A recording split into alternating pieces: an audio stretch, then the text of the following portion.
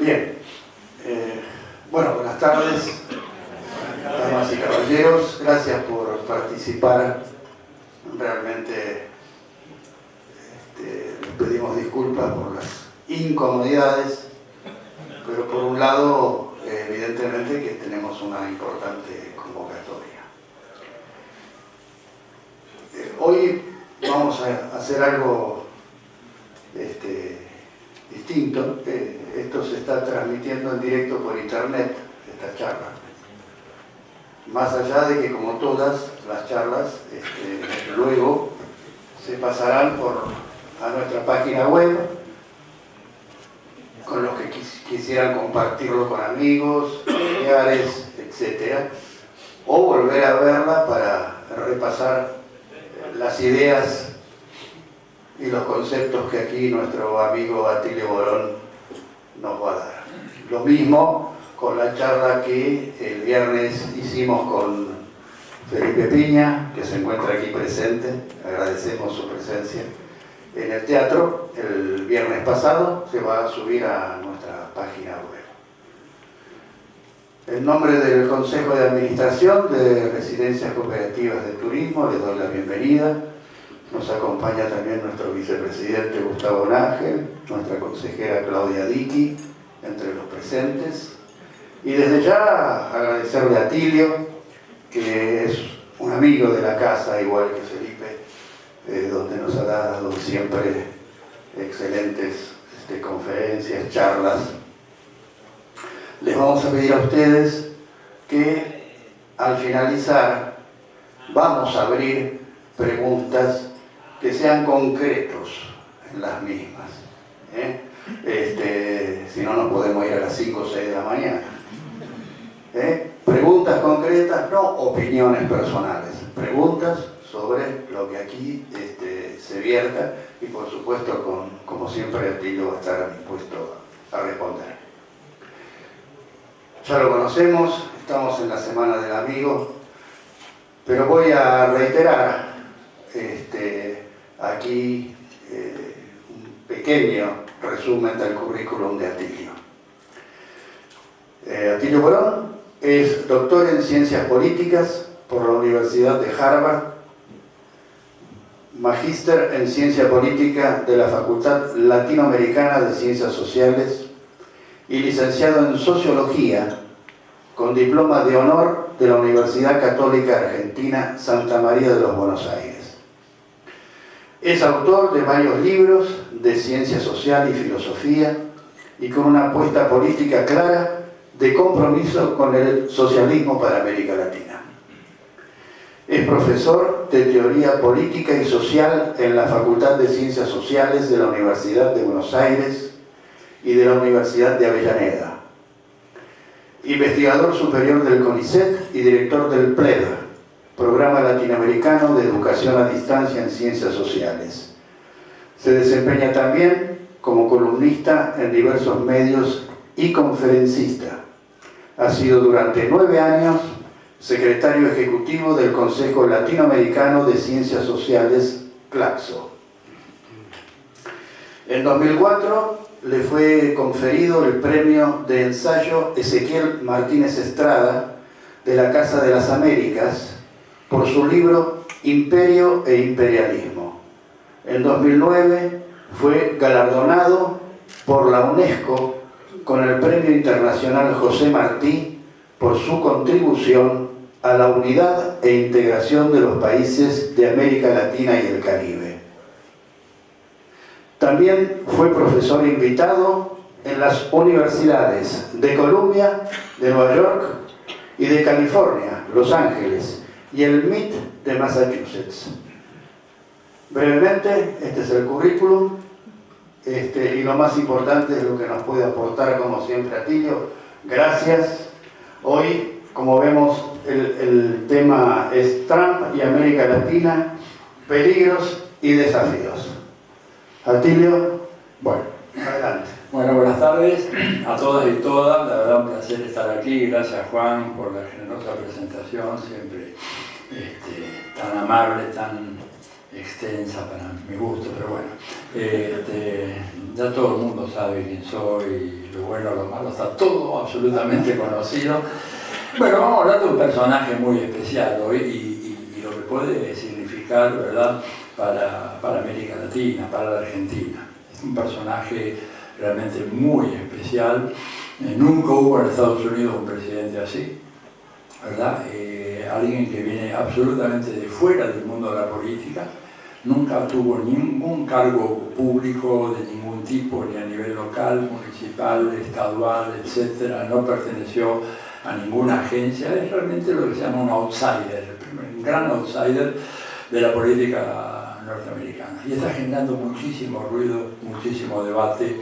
Hay varios proyectos en el Congreso para hacer un juicio político, apartarlo del cargo por insanía mental. Hay una carta muy importante que mandó antes de que asumiera la Asociación Americana de Psiquiatras, firmada por 35 de esos más relevantes miembros, diciendo que el hombre padecía de serios desequilibrios mentales y que lo hacían inepto para esa función. Por supuesto, la carta quedó archivada ya y el hombre está ahora dirigiendo los destinos de la nación más poderosa. Vamos a la primera lámina, a ver si funciona la tecnología. En estos casos ya no, bueno, funcionó. Bueno, el color no está muy bien, pero más o menos se ve. Fíjense cómo lo presenta, digamos, allá la revista Time, no se ve, pero allá se ve un poquitito. La revista Time de Estados Unidos, ¿no? Es un fósforo encendido, una cosa, y un bocón, la boca grande. Esto para dar una idea de cómo lo ven en Estados Unidos atrás, ¿no es cierto? Y acá esto es una muy linda tapa que hicieron en Argentina en la revista Cara y Caretas, dándole una patada a los mexicanos y a los indocumentados mientras construye el muro. O sea, dando la clara imagen de que es un personaje irascible, caprichoso, ¿no es cierto?, veleidoso en sus opiniones, ¿verdad? Y que por lo tanto representó un desafío muy grande en la conducción, nada menos que de un país con esa gravitación fenomenal que tiene Estados Unidos. No nos olvidemos que ese hombre, cada vez que va a alguna parte, ustedes van a ver que siempre al lado de él hay varios personajes que lo cuidan, pero sobre todo uno que lleva un maletín. Ese maletín es el arsenal atómico de los Estados Unidos, no es cualquier maletín, es el arsenal atómico más grande del planeta, que dispone más o menos, se calcula unos 6.500 ojivas nucleares. Con 3 o 4 liquidan la vida del planeta, o sea que hay 6.400 y pico que están de más. Por las dudas las tienen, ¿verdad? Pero él tiene ese botoncito. Vamos a la otra lámina. Y acá hay una imagen también, estoy apoyándome mucho en estos, lo que se llaman cartoons en Estados Unidos, estas caricaturas, porque son muy descriptivas, ¿no es cierto? El tipo patea el tablero de la política internacional, ¿no? Y fíjense, el mundo tiene 1000 piezas. Quiere decir que tiene infinidad de complicaciones, problemas, desafíos de todo tipo en todas las regiones, desafíos que son transversales a todo el mundo, ¿verdad? Y viene este tipo y de golpe pega una patada en el tablero y todo eso que se había armado difícilmente, ¿no es cierto?, un cierto equilibrio que se había logrado después de la Segunda Guerra Mundial, ahora aparece seriamente en cuestión por la emergencia de este personaje absolutamente inesperado, que contraría lo que eran los cánones tradicionales con los cuales se hacía la política exterior en Estados Unidos. Y vamos a ver las consecuencias que tiene todo esto, pero hay que preguntarse por qué surge un personaje como Trump en los Estados Unidos. Y la respuesta es muy clara.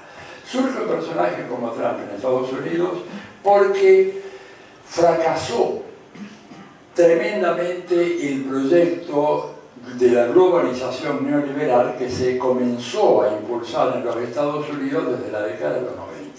Por eso Trump ganó las elecciones.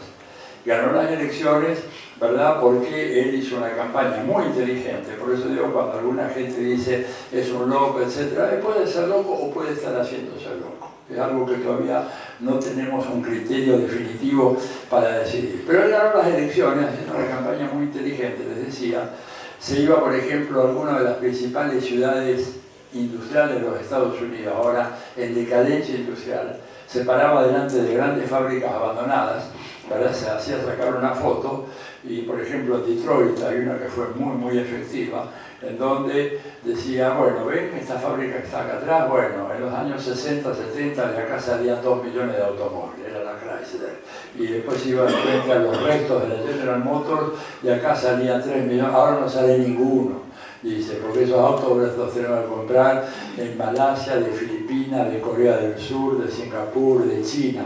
Pero no solamente los autos los hacen allá, los trabajos suyos también se fueron, ¿verdad? Y eso logró captar una parte muy significativa del voto de la clase trabajadora norteamericana. Y fue lo que le permitió reunir los votos electorales, como se llama en Estados Unidos, que le permitieron acceder a la presidencia. Hay un dato importante, él no ganó en números gruesos, ¿verdad? En la votación popular, Hillary Clinton sacó más votos que él. Pero el sistema americano es un poco como el sistema que había en Argentina antes de la reforma de la Constitución, en donde votaban los colegios electorales. Entonces, si uno ganaba algunos colegios electorales clave, que eran los que te dan el mayor número de votos electorales, acá se hacían los votos, eran los votos de las legislaturas provinciales o de los senados, en Estados Unidos un cuerpo especial, y si bien él perdió por casi 3 millones de votos, finalmente sumó los votos de los estados que le dieron una amplia mayoría. Este es uno de los problemas graves que tiene la democracia americana, es que uno puede ganar en la elección popular y perder en esta segunda vuelta, que es la que decide, que es cuando los colegios electorales dan su voz. Entonces, ¿por qué ganó? Vamos a la lámina siguiente. Por todo esto, y porque cuando él dijo, como eslogan de campaña, Make America Great Again, o sea, que hagamos de América otra vez, que sea grande otra vez, estaba reflejando este fenómeno que después está ahí en ese cuadrante muy claramente, que es la decadencia o la declinación del poderío global de los Estados Unidos. Esto es un tema que es muy negado. En general, la prensa y la opinión pública establecida lo que plantean cuando uno dice estas cosas es que esto, bueno, es una especie de exabrupto de un socialista o de un izquierdista antiimperialista que, cegado por su odio al imperio, quiere ver lo que no hay. Pero fíjense que esta revista, la Foreign Policy, es una de las dos grandes revistas que tienen los Estados Unidos en materia de política exterior.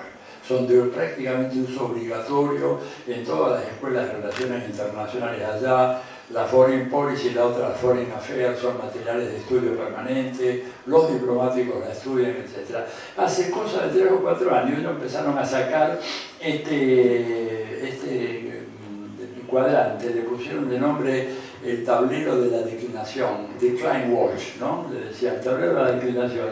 Y fíjense qué interesante, dice, hay 5 posiciones, ¿verdad?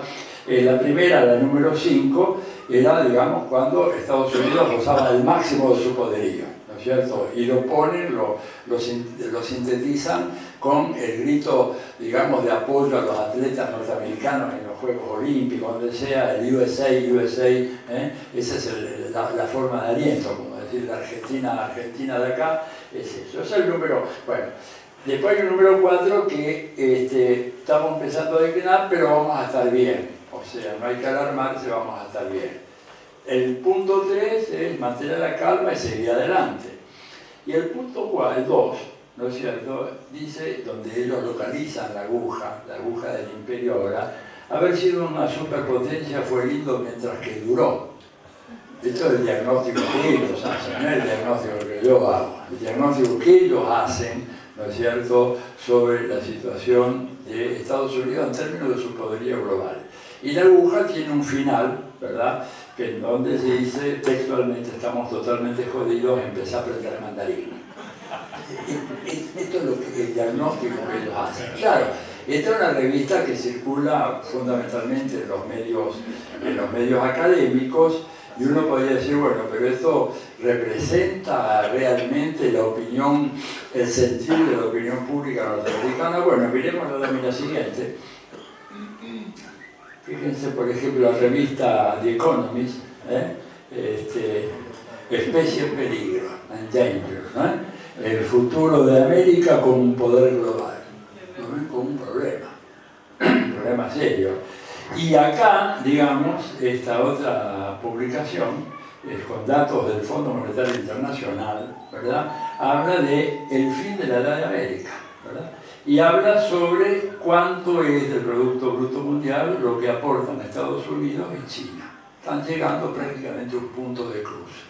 Hoy en día China, como economía, vamos a hablar después de China, tiene una gravitación global tan importante, yo diría que vamos a ver después más que los Estados Unidos. Entonces, este es un dato que realmente está muy fuertemente demostrado por todas las informaciones. Y vamos a la lámina siguiente, donde vemos ahí ya revistas de mayor circulación, otra vez el Time, diciendo sí, América está en declinación, ¿verdad?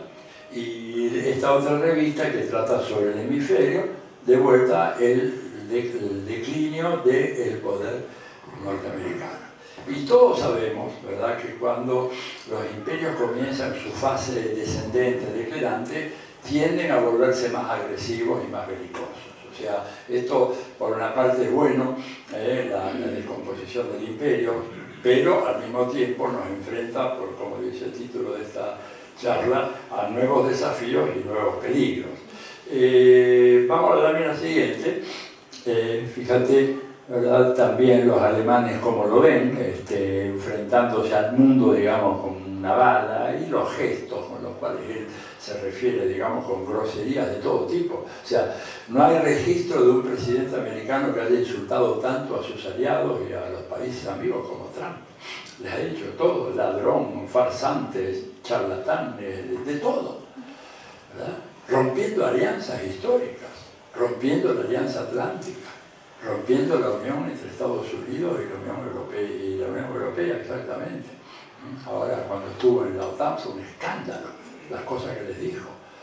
El establishment de política exterior norteamericano está profundamente preocupado, ¿verdad?, porque hay un mundo muy amenazante y este personaje sigue generando nuevos problemas y nuevos conflictos que colocan a los Estados Unidos en una situación muy complicada, porque antes Estados Unidos no tenía rivales, pero ahora le apareció Rusia, y ahora le apareció China, y se viene la India, ¿no es cierto?, como grandes potencias en materia económica y por lo tanto política, y están en manos de un personaje incontrolable, impredecible como que están tratando de manejar, pero evidentemente no pueden. Vamos a la lámina siguiente.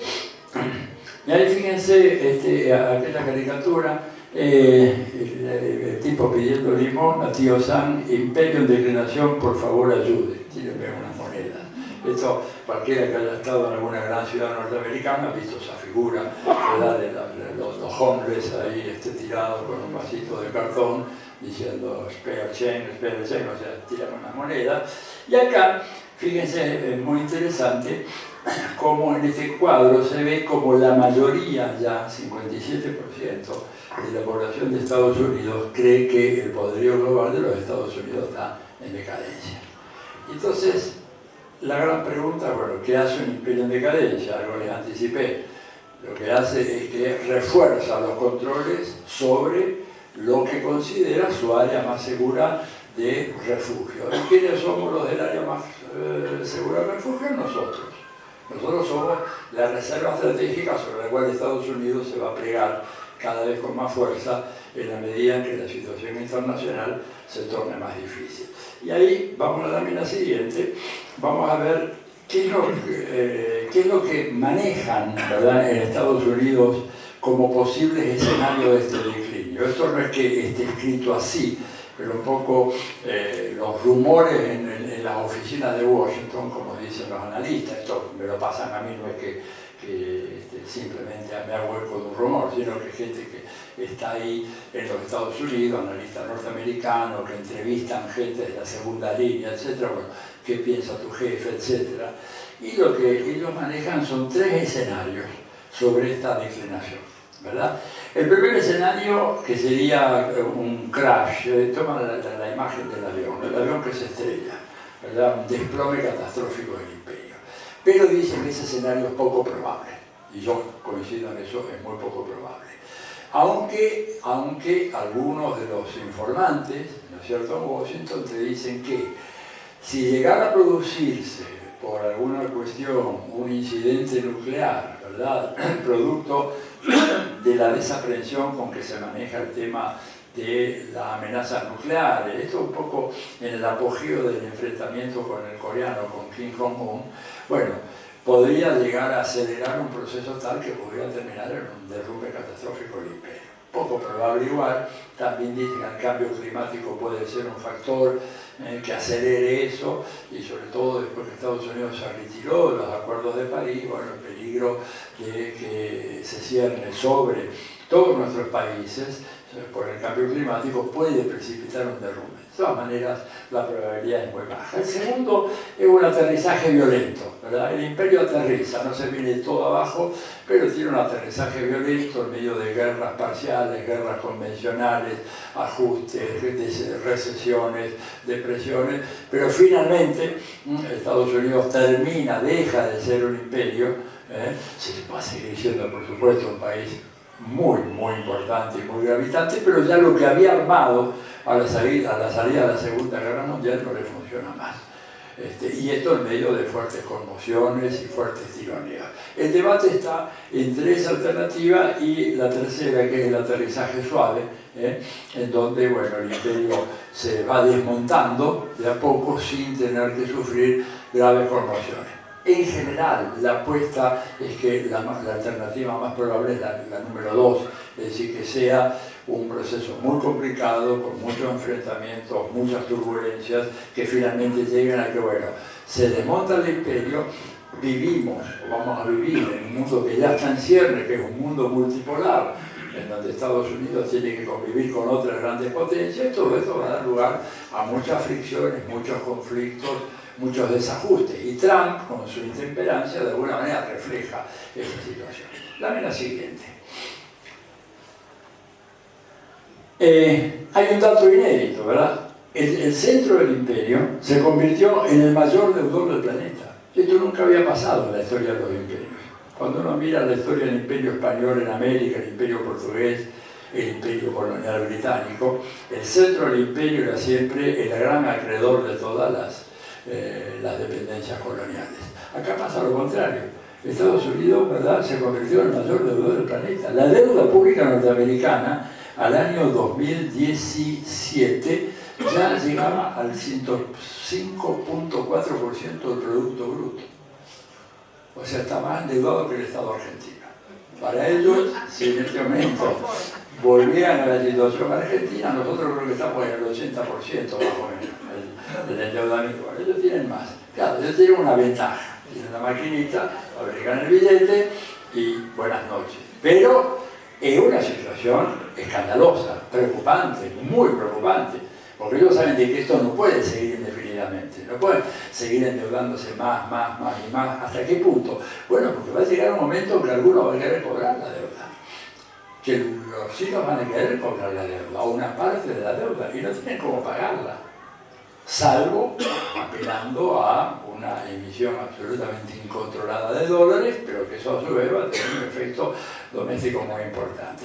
Pero cuando miramos la cosa a largo plazo, vamos a la otra lámina, y esto es muy significativo. Fíjense, este es un estudio que hizo la OECD en París. La OECD es un tanque de pensamiento neoliberal, ¿verdad?, con sede en la ciudad de París. Hizo una perspectiva de la economía mundial entre el 2011, que fue cuando hicieron el relevamiento, y el 2030. ¿Y ahí qué vemos? Bueno, las primeras dos columnas son de China. China, digamos, en el 2011 con el 17% del Producto Bruto Mundial, en el 2030 va a tener el 28% del Producto Bruto Mundial. Y Estados Unidos descendería del 23 al 18%, la India pasaría del 6 al 11%, la zona euro baja del 12 al 7%, los otros países de la OECD, ¿verdad?, supuestamente la Organización de los Países Más Desarrollados, también pierde. Los que no estamos en la OECD nos quedamos igual, clavados en 2, y Japón se derrumba del 7 al 4. Japón, que había sido el gran milagro de la posguerra.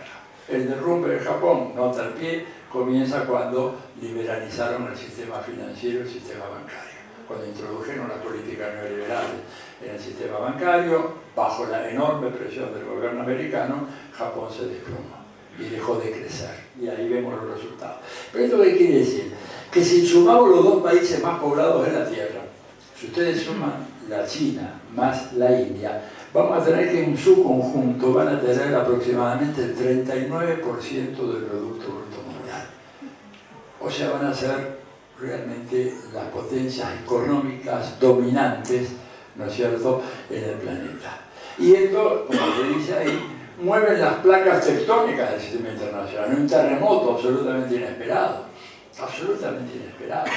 Digo, hace apenas 20 años atrás, cualquier pronóstico que se hiciera sobre China o sobre la India de ninguna manera hubiera arrojado ese resultado.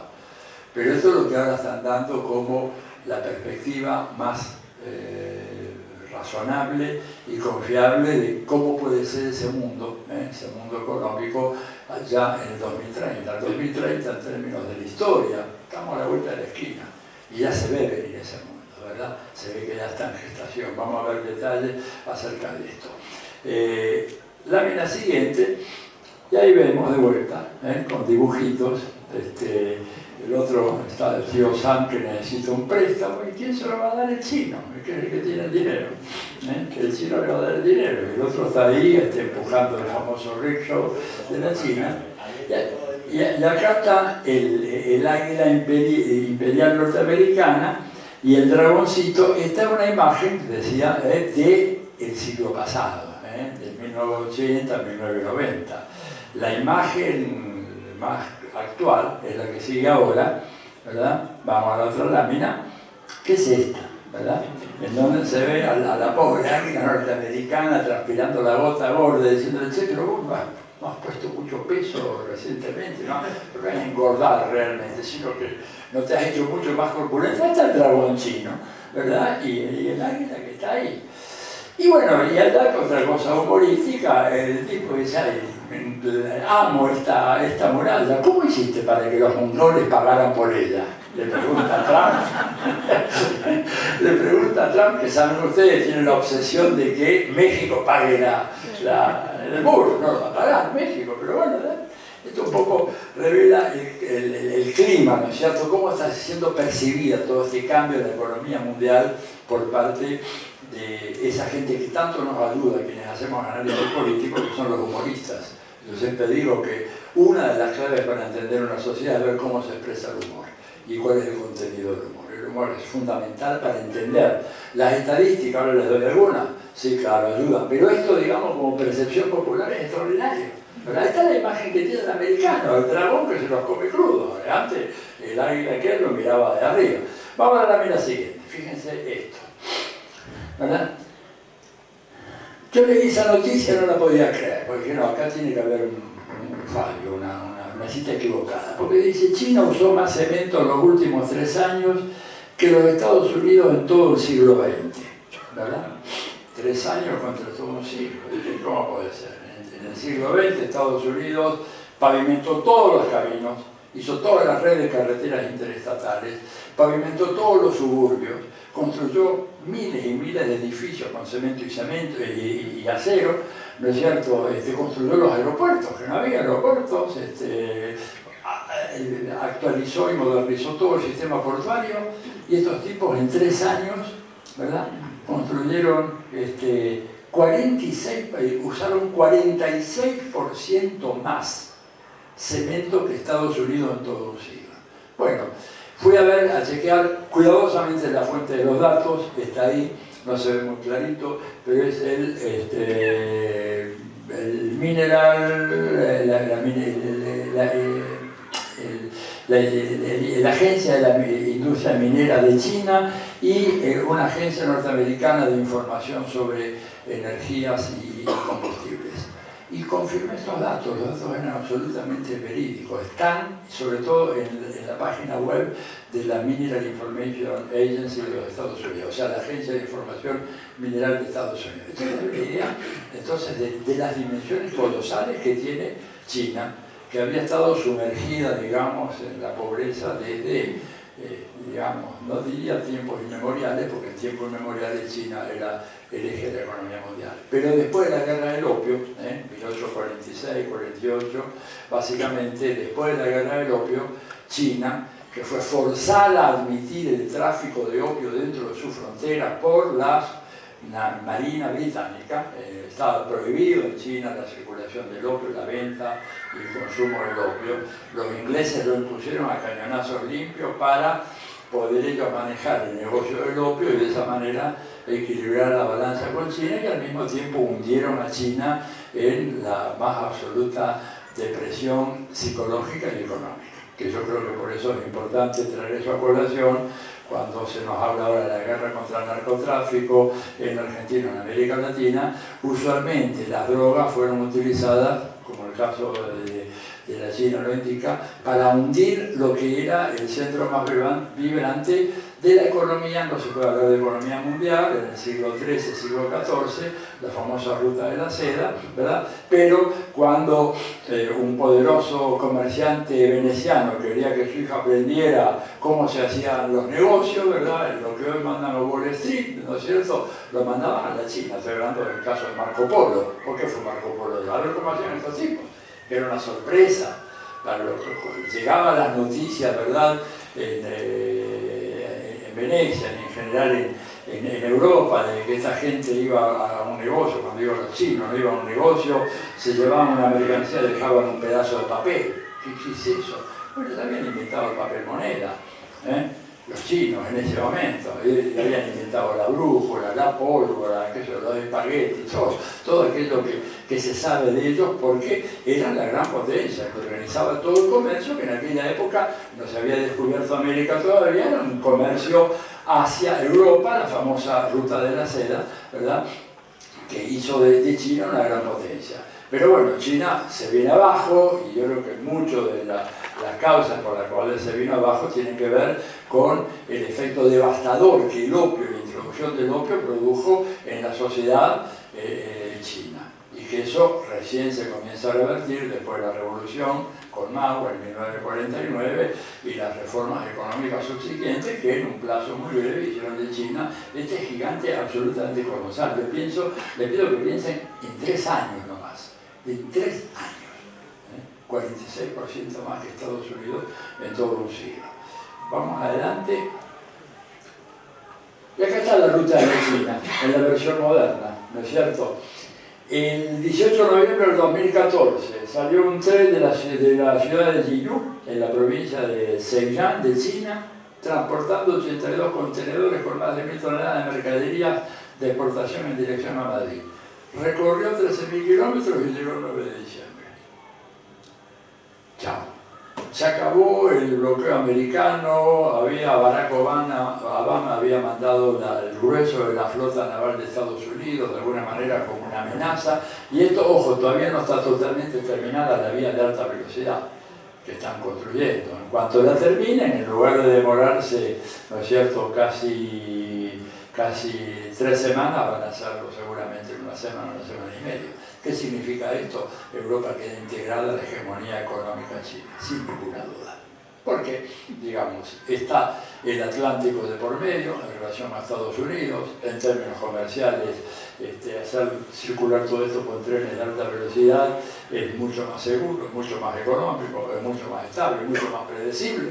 Y evidentemente Europa ha puesto a elegir entre un personaje como Trump, que los insulta permanentemente a todos los europeos, ¿verdad?, y los chinos, que son maestros en el arte de la diplomacia. Evidentemente la gravitación natural va a ser hacia China y no hacia Estados Unidos, porque China tiene mucho que comprarle a Europa, Estados Unidos tiene poco que comprarle a Europa. Miremos cuáles son los componentes del comercio entre transatlántico norte, ¿verdad? Es decir, ¿qué le puede vender? ¿Qué es lo que no fabrica Estados Unidos que sí fabrican los europeos? Estados Unidos fabrica casi todo, lo mismo. En cambio, China necesita cualquier cantidad de productos europeos. Piensen que China, si bien integró a más de la mitad de la población al mercado de consumo, cuando digo esto, nada menos que integraron a casi 800 millones de personas, que se dice fácil, pero hay que hacerlo, ¿verdad?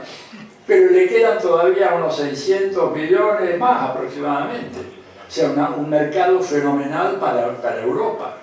Y ahora, con el tren aquel, van y vienen como nada. Por lo tanto, el papel de China en ese sentido solamente puede crecer a nivel mundial. Bueno, y la última foto de la cosa sobre China, ¿verdad? Se maneja con estos trencitos como los nuestros, ¿verdad? Claro, en un año incrementaron más de 1000 kilómetros de trenes de alta velocidad. Nosotros en Buenos Aires, 15 años para extender una estación del subte, digo, por eso, esto de China es de otro planeta, un potencial económico fenomenal.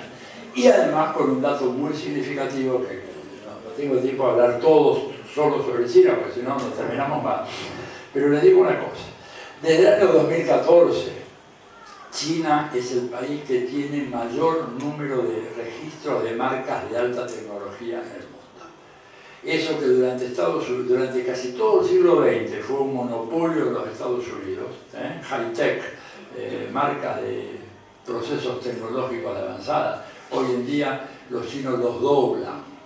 El último dato que hay da para China un poquito más de 950.000 patentes, Estados Unidos 510, 515.000 patentes. Es increíble. Y China lo hace porque la inversión en educación y en ciencia y tecnología que han hecho ha sido fenomenal. A escala china, ¿verdad? Y entonces hoy en día tienen un plantel de científicos de primerísimo nivel mundial.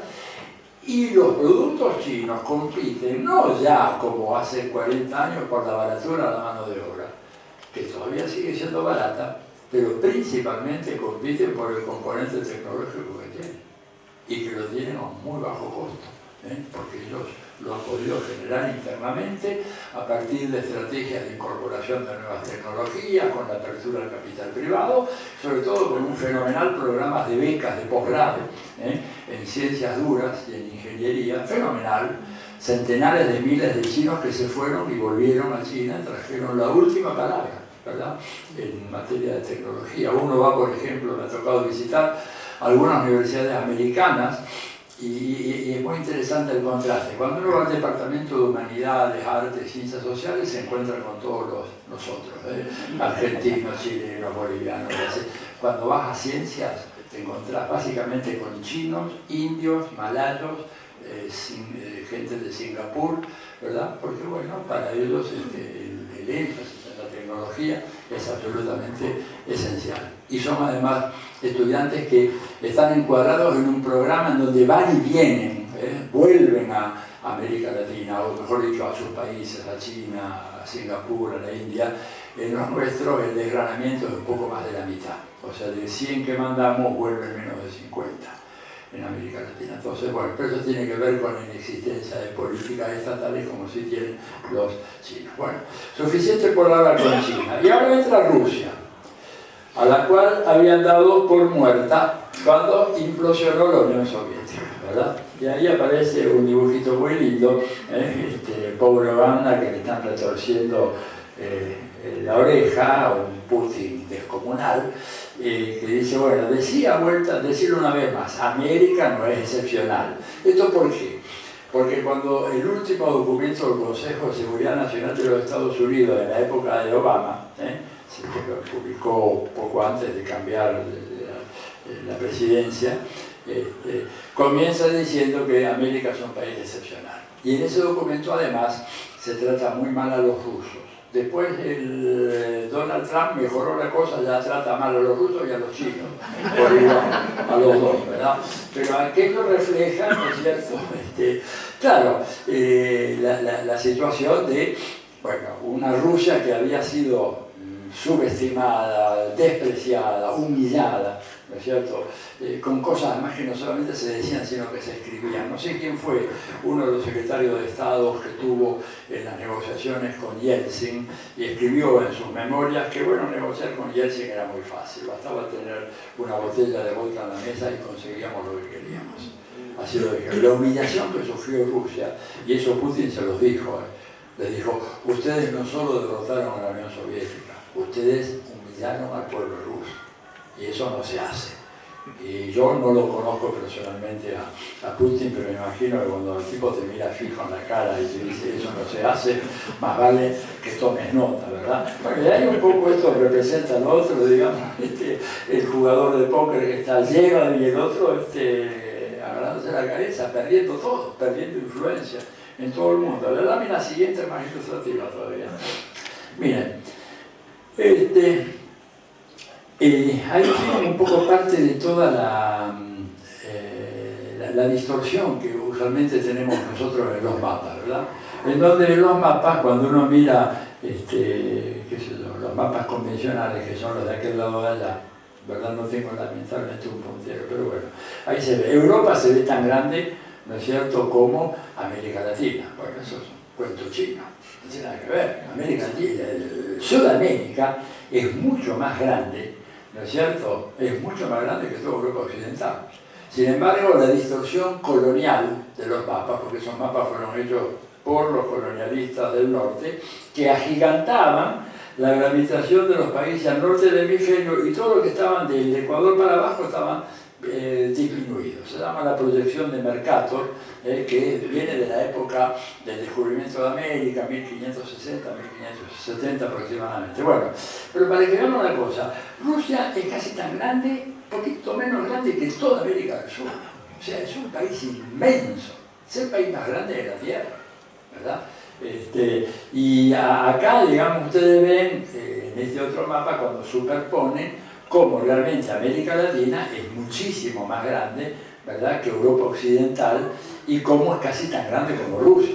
Entonces, Rusia no podía ser considerado un actor de segunda categoría, un actor de reparto, primero por la mera extensión territorial, segundo porque es un emporio de agua, tercero porque es un emporio de petróleo, cuarto porque es un emporio de energía, y quinto porque tiene la segunda fuerza nuclear del planeta Tierra.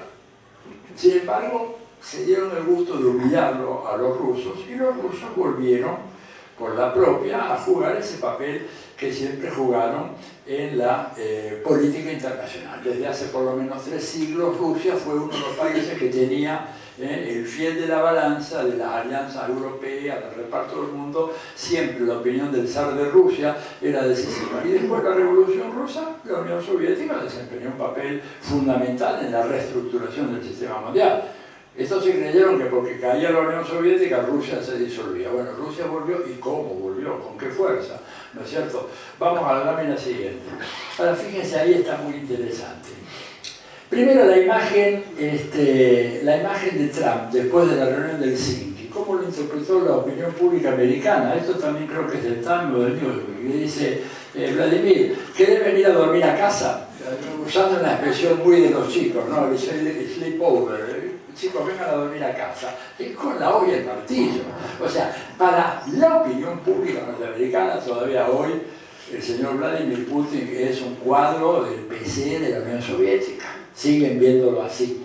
Y eso es parte de los muchos problemas que hay, que tiene que enfrentar Putin, porque lo encuentran como que realmente es cómplice de alguien que en realidad es un comunista encubierto que dirige la Rusia. Y después esa cosa, la otra lámina ya, en donde vemos a Xi Jinping y a Putin y al Kim Jong-un, ¿no es cierto?, pegándoles cosas que dicen pegame, pateame, etc., incluso a punto de prenderle fuego como el niño travieso, protegido por ambos. Y es real, porque en realidad Corea del Norte no es que está sola. Corea del Norte tiene detrás el respaldo, por supuesto, discreto, porque si hay una diplomacia muy cautelosa y muy sutil, es la de los chinos, y la de los rusos también. Rusia hoy por hoy, si a mí me dijeran, bueno, ¿cuál es el mejor elenco de política exterior a nivel mundial? Sin ninguna duda, la dupla Putin-Lavrov es absolutamente sobresaliente, mejor incluso que la de los chinos. La de los chinos es muy buena, pero los otros dos, Putin y Lavrov, son realmente el non plus ultra en el manejo diplomático, ¿verdad? Bueno, y ahí tienen cómo se ve la situación. Vamos adelante, una lámina más. Otra vez el Time. Después de la reunión del famoso summit, ¿no es cierto?, de Helsinki, Trump medio transformado en una especie de Putin. Eso lo ven. La transformación de Trump en una especie de personaje como que fuera reencarnando a Putin, ¿no es cierto? Y ahí el chiste aquel que dice, mira, vos tenías razón, con este tipo podemos hacerlo llegar a cualquier lugar con tal de que lo halagues, ¿no es cierto? Y va corriendo él detrás del flattering americano. Digo, esta es la imagen, Vamos a la otra.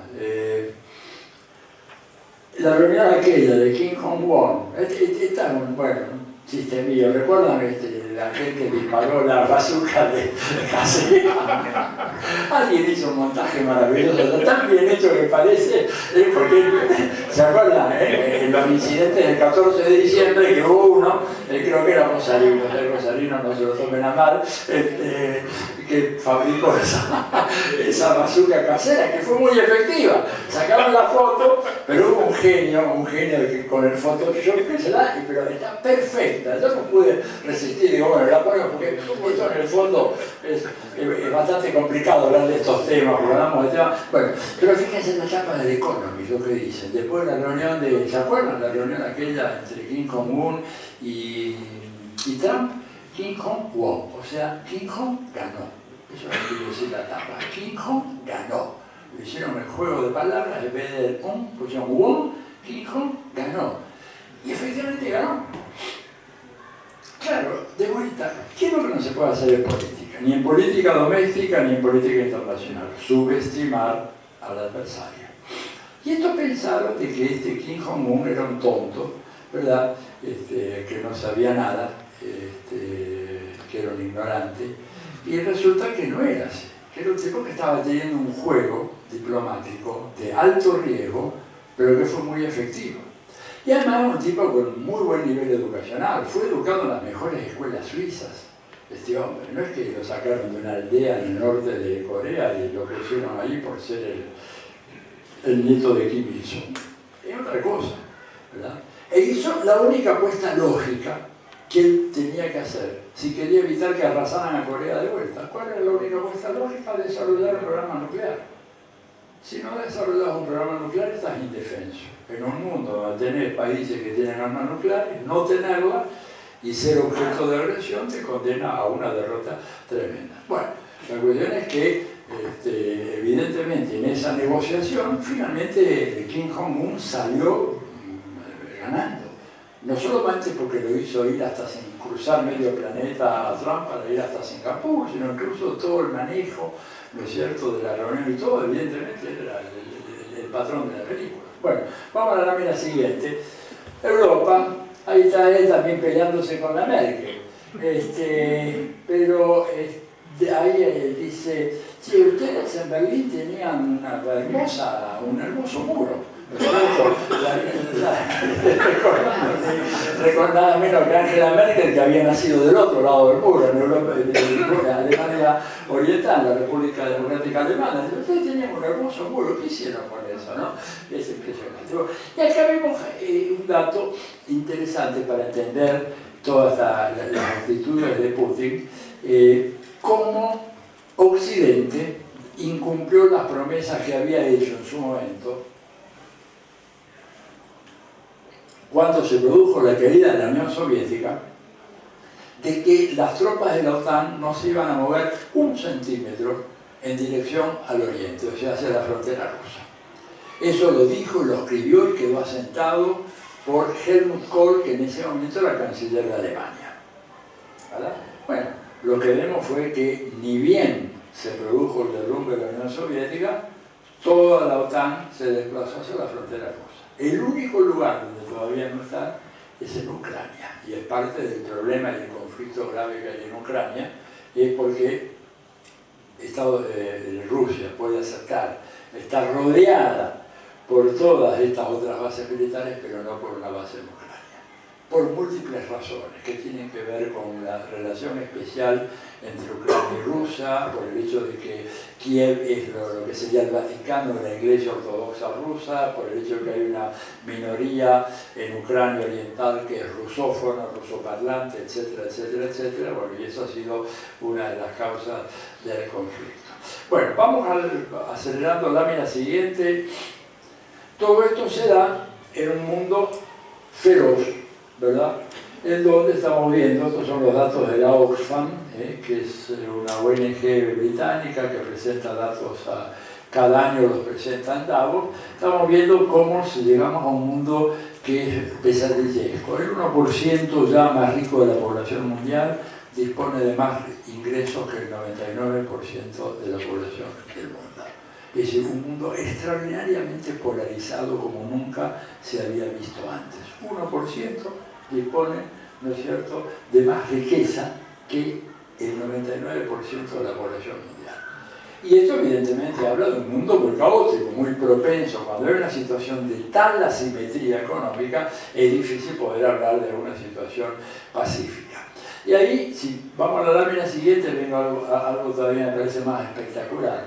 8 millonarios, son personas, no son las empresas, las empresas son personas, cuentan con la misma riqueza que la mitad de la población mundial. La mitad más pobre del mundo tiene recursos que equivalen a los que suman estos señores, la mayoría conocidos, Bill Gates, por supuesto, Warren Buffett, que es un especulador de Wall Street, Slim, que maneja todo el tema telefonía en buena parte de México, América Latina y parte de Estados Unidos, Jeff Bezos de Amazon, Zuckerberg de Facebook, Elon, que tiene una aseguradora la más grande de Estados Unidos, Bloomberg, nada menos que la cadena Bloomberg, y aquel Amancio Ortega, ¿le suena? No le suena, Amancio Ortega. Seguramente alguna de las damas de acá ha comprado, es el dueño de Zara, que hizo una gran fortuna, pagando, ¿verdad?, confecciones en Bangladesh y algunos otros países a $1 por día, y después vendiendo esa pieza a $200 en el Corte Inglés o en sus cadenas, Amancio Ortega. Bueno, este es Bonda, con todas sus complicaciones. Y ahora pasemos a la siguiente. ¿Qué quieren de nosotros? La pregunta que se hacía ahí, pobrecita arrojada en la caja de un camión, ¿cómo se llamaba? Isabel Sarli, ¿qué quieren de mí? ¿Verdad?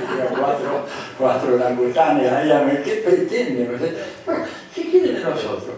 Bueno, quiero un poco lo que dice acá, quiero tu petróleo, el agua, la mina, la vida, el aire, todo, ¿verdad? ¿Por qué? Porque América Latina es un continente excepcionalmente rico en recursos naturales. Y si por un accidente geológico, ¿verdad?, desaparecieran los demás continentes del planeta Tierra, con lo que hay en América Latina, Estados Unidos puede mantener cómodamente su estándar de vida, su estilo de vida, ¿verdad?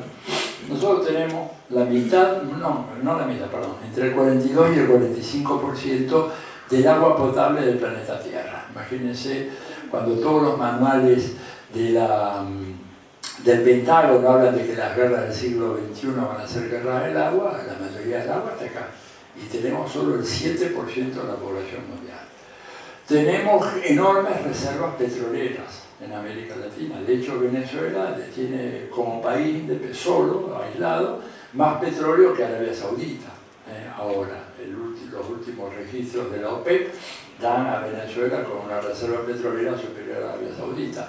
Brasil tiene mucho petróleo en el presal, en el submarino, nosotros tenemos en Vaca Muerta, Colombia tiene mucho petróleo, Ecuador, digo, hay mucho petróleo en América Latina. Y el petróleo seguirá siendo un insumo fundamental, no se dejen engañar por la idea de las energías renovables, eso está muy bien, pero con las energías renovables no se mueve un ejército imperial. Para mover un ejército imperial como tiene Estados Unidos necesita petróleo. Para esos aviones supersónicos que tienen el F-16 necesitas petróleo. Para los tanques necesitas petróleo. Para el grueso de la marina, salvo algunos de los portaaviones que vienen con energía nuclear, necesitas petróleo. O sea, el petróleo seguirá siendo. Aunque a uso doméstico ya no usemos tanto petróleo, que nos manejemos con energías renovables, con la solar, con la eólica, pero desde el punto de vista militar el petróleo sigue siendo fundamental. Y acá hay mucho petróleo. Imagínense ustedes que además el petróleo, por ejemplo, venezolano, está a 3 días de navegación de las costas norteamericanas, de Houston. Sale por el canal de el Golfo de Maracaibo, va derecho a Houston en 3 días. El que viene de Arabia Saudita o de los Emiratos demora 45 días en llegar. O sea, un flete mucho más caro, mucho más imprevisible, está el tema de los piratas somalíes, todo el polvorín de Medio Oriente, entonces lo quieren asegurarse el petróleo nuestro. Minerales estratégicos para la industria aeroespacial tienen de sobra acá, en América Latina. Tienen además biodiversidad, en fin, montones de cosas. Fracasaron en las políticas de promover el desarrollo en América Latina, ¿verdad? Fracasó Kennedy, recuerdan que Kennedy lanzó la Alianza para el Progreso, no funcionó. Después con la globalización neoliberal en los 90 parecía que sí, que ahora sí, que América Latina se encaminaba. Lo cierto es que no hubo un solo país de América Latina que transpusiera las fronteras del subdesarrollo al desarrollo, ni uno. Es cierto que en el mundo tampoco hay muchos, pero, o sea, son muy poquitos, pero acá no ha habido absolutamente ninguno. Y entonces, ¿cuál es la respuesta ahora? Bueno, la respuesta, pasar a la siguiente.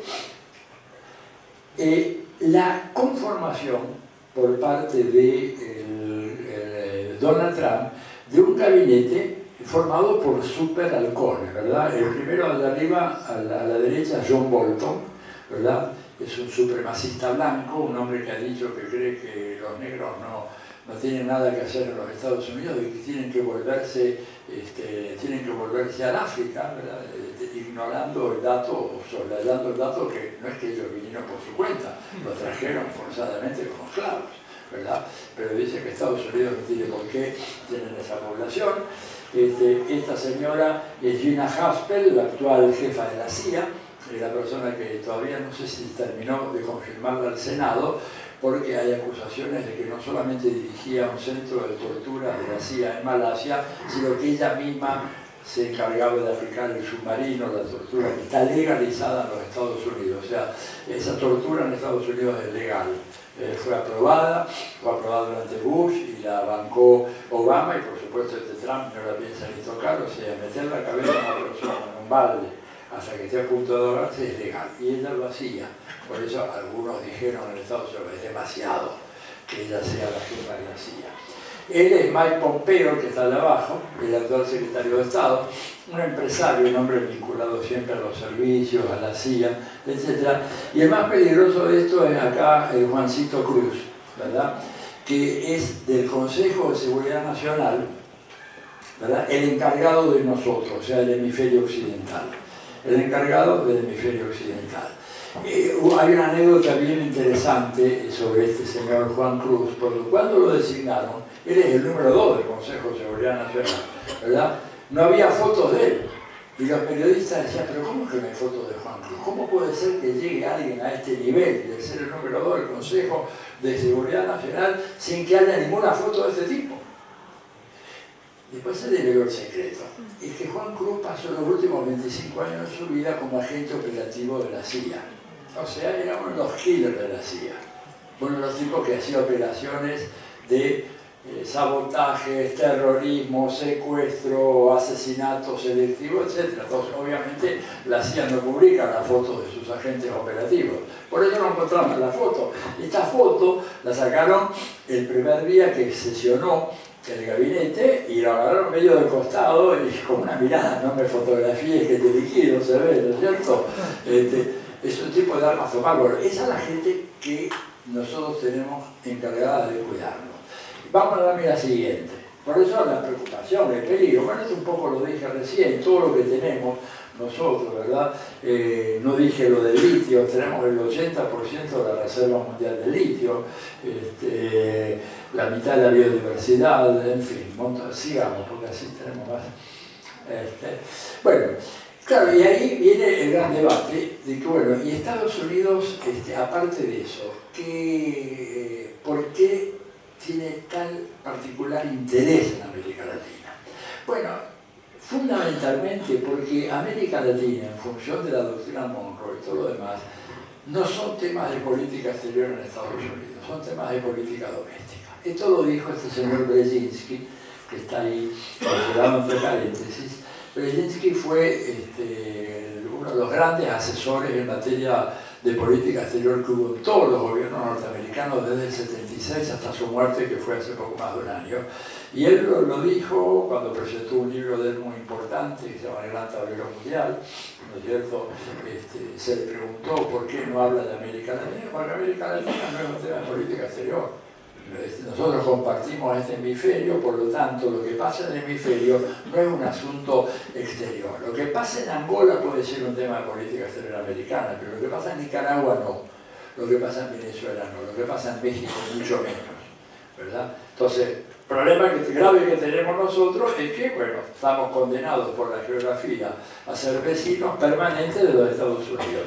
Y por eso ya John Adams, que fue el segundo presidente, en 1783 hizo la primera manifestación clara diciendo que la República de los Estados Unidos, la República Norteamericana, las 13 colonias, tienen que, a la mayor brevedad posible, resolver el tema de Cuba. Fíjense ustedes, el tema de Cuba, 1783. Yo me puse a curiosar y digo, bueno, pero Fidel no había nacido todavía, era viejo, pero no tanto, ¿verdad? Pero el tatarabuelo de Fidel nació recién en 1793. O sea, 10 años antes que naciera el tatarabuelo de Fidel, ya John Adams, segundo presidente, estaba con la obsesión de apoderarse de Cuba y lo declaró explícitamente en una carta que le envió. Él estaba en ese momento en Londres como enviado del gobierno de Estados Unidos y le manda al presidente, le dice, tenemos que hacerlo, necesitamos que Cuba se incorpore ya a la jurisdicción norteamericana. O sea, para que vean que el problema con Cuba viene desde antes que naciera el tatarabuelo de Fidel. Bueno, William Taft en 1912 dijo que Estados Unidos tiene que llegar a tener realmente, hacer flamear sus banderas desde Alaska hasta Tierra del Fuego. Dice, porque este continente sin nosotros no tiene destino, son pueblos que no se saben gobernar, son corruptos, indolentes, holgazanes, una mezcla racial absolutamente despreciable. Por lo tanto, esas palabras cariñosas, ¿no? Nosotros tenemos que hacernos cargo de eso. Porque el ALCA era eso, ¿no es cierto? Fíjense la importancia de América Latina, que la doctrina Monroe es la primera doctrina que elabora el Departamento de Estado para cualquier región del mundo. Es decir, a veces nos dicen, ustedes cuando miran la prensa hegemónica, no solamente acá, sino en cualquier otro país, van a ver que dicen que, bueno, América Latina es irrelevante, tiene que realmente aceptar lo que Estados Unidos dice, porque no tenemos ningún valor, no tenemos nada que ofrecer al mundo, todo lo contrario. Por algo tenemos para nosotros la primera doctrina de política exterior. La segunda, para que ustedes se ubiquen, la hace el presidente Woodrow Wilson en 1918.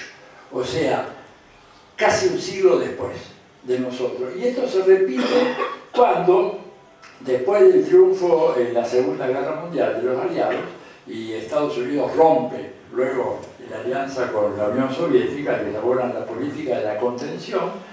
La política de la contención era la política de contener el avance del comunismo a nivel mundial, ¿verdad? Y un famoso intercambio de telegramas secretos que después se develaron entre un señor llamado George Kennan, que escribía con seudónimo Mr. X, que le manda a Truman este telegrama cifrado. Después de 25 años apareció el telegrama y se lo dio a conocer. El telegrama que decía al presidente Truman, dice, mire, él era el segundo en la embajada norteamericana en Moscú, dice, se puede decir cualquier cosa de este gobierno, ¿verdad? Pero hay algo que es una verdad absolutamente indiscutible. Esta gente tiene un plan de dominación mundial y si no elaboramos una estrategia de contención, en pocas décadas más todo el mundo será comunista. Y por lo tanto, Truman reacciona elaborando una serie de tratados regionales, que es lo que recomendaba Kennan, para impedir la expansión del comunismo. Entonces, tratados regionales entre Estados Unidos y el sudeste asiático, en Asia Central, tratados con Europa, el más famoso es el tratado que da origen a la OTAN, ¿verdad? Pero el primer tratado que elaboran para poner una región a salvo de las garras del comunismo soviético es el Tratado Interamericano de Asistencia Recíproca, este del 47, el primero. Porque hay un dicho americano muy que sintetiza todo eso, first things first. O sea, las cosas primero vienen primero. Primero salvamos América Latina, Después saludaremos a Europa, el Extremo Oriente, Medio Oriente, pero primero América Latina. Por eso para ellos es tan importante. Cuando reorganizan el ejército de Estados Unidos para transformarlo como es hoy un ejército global, el único ejército global del mundo, crean los comandos regionales. ¿Cuál es el primero que crean? El Comando Sur, que es para nosotros. En fin, digamos, ellos tienen la presunción hegemónica que está inscrita en el ADN histórico de los Estados Unidos. Por eso para nosotros es un problema. Vamos a una de las últimas láminas ya, así. Bueno, se lanzan entonces a la reconquista de América Latina. Estados Unidos hizo un cálculo erróneo de lo que estaba pasando en América Latina a fines del siglo. No evaluaron correctamente el fracaso de los experimentos neoliberales, no se vieron venir al chavismo, ¿verdad? Lo despreciaron, cuando a Chávez lo eligen se lo tomaron, digamos, como si fuera una aventura juvenil y irresponsable, ¿no es cierto? Y jamás pensaron de que Chávez pondría en movimiento un proceso que al cabo de 5 o 6 años cambiaría por completo el mapa sociopolítico de América Latina. Lo tomó por sorpresa. Jamás pensaron que acá en Mar del Plata se iba a derrotar el ALCA, lo daban por seguro que el ALCA iba a ser aprobado, y el ALCA no se aprobó, fue rechazado, ¿verdad? Y entonces, bueno, iniciaron una contraofensiva muy fuerte, procurando desestabilizarlo, acabar con los gobiernos que tuvieran que ver con esta política bolivariana, inspirada por Chávez, antes por la Revolución Cubana. Entonces intentan la división de Bolivia, golpe y partición de Bolivia. En el 2008 fracasó, pero el plan estaba ahí. Y habían enviado como embajador a un tipo llamado Philip Goldberg. Y Goldberg era el que había hecho la partición de Yugoslavia, o sea, mandaron a un experto. Goldberg hizo la partición de Yugoslavia en estos 7 u 8 países: Croacia, Montenegro, Serbia, ¿qué más? Montenegro, etc. Y lo mandaron a Bolivia para dividirla a Bolivia, luego la Bolivia del Llano, la del Altiplano, tener 2 gobiernos amigos ahí, en el Altiplano porque está el litio, en el Llano porque está el petróleo. Le fracasó. Y ahí la acción de Cristina y de Michelle Bachelet fue decisiva porque ellas manejaron la UNASUR en ese momento, impidieron ese golpe.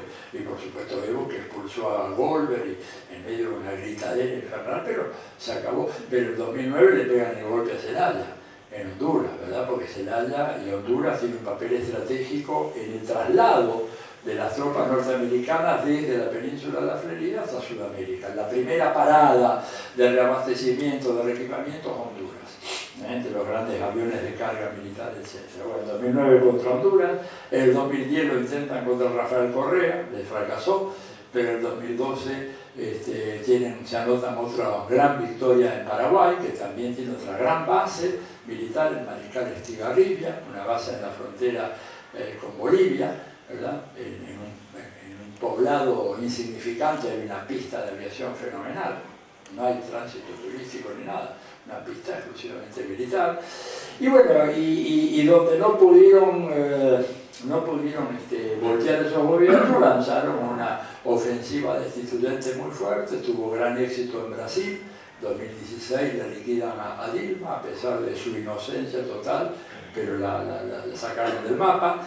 Y después insistieron con ataques en contra de la Argentina, contra el gobierno de Cristina, y luego, no contentos con eso, la ofensiva jurídico-leguleya, ¿verdad?, que no es jurídica, en contra de personajes como Lula, o la satanización de López Obrador en México, ¿verdad?, poniendo todo un aparato publicitario.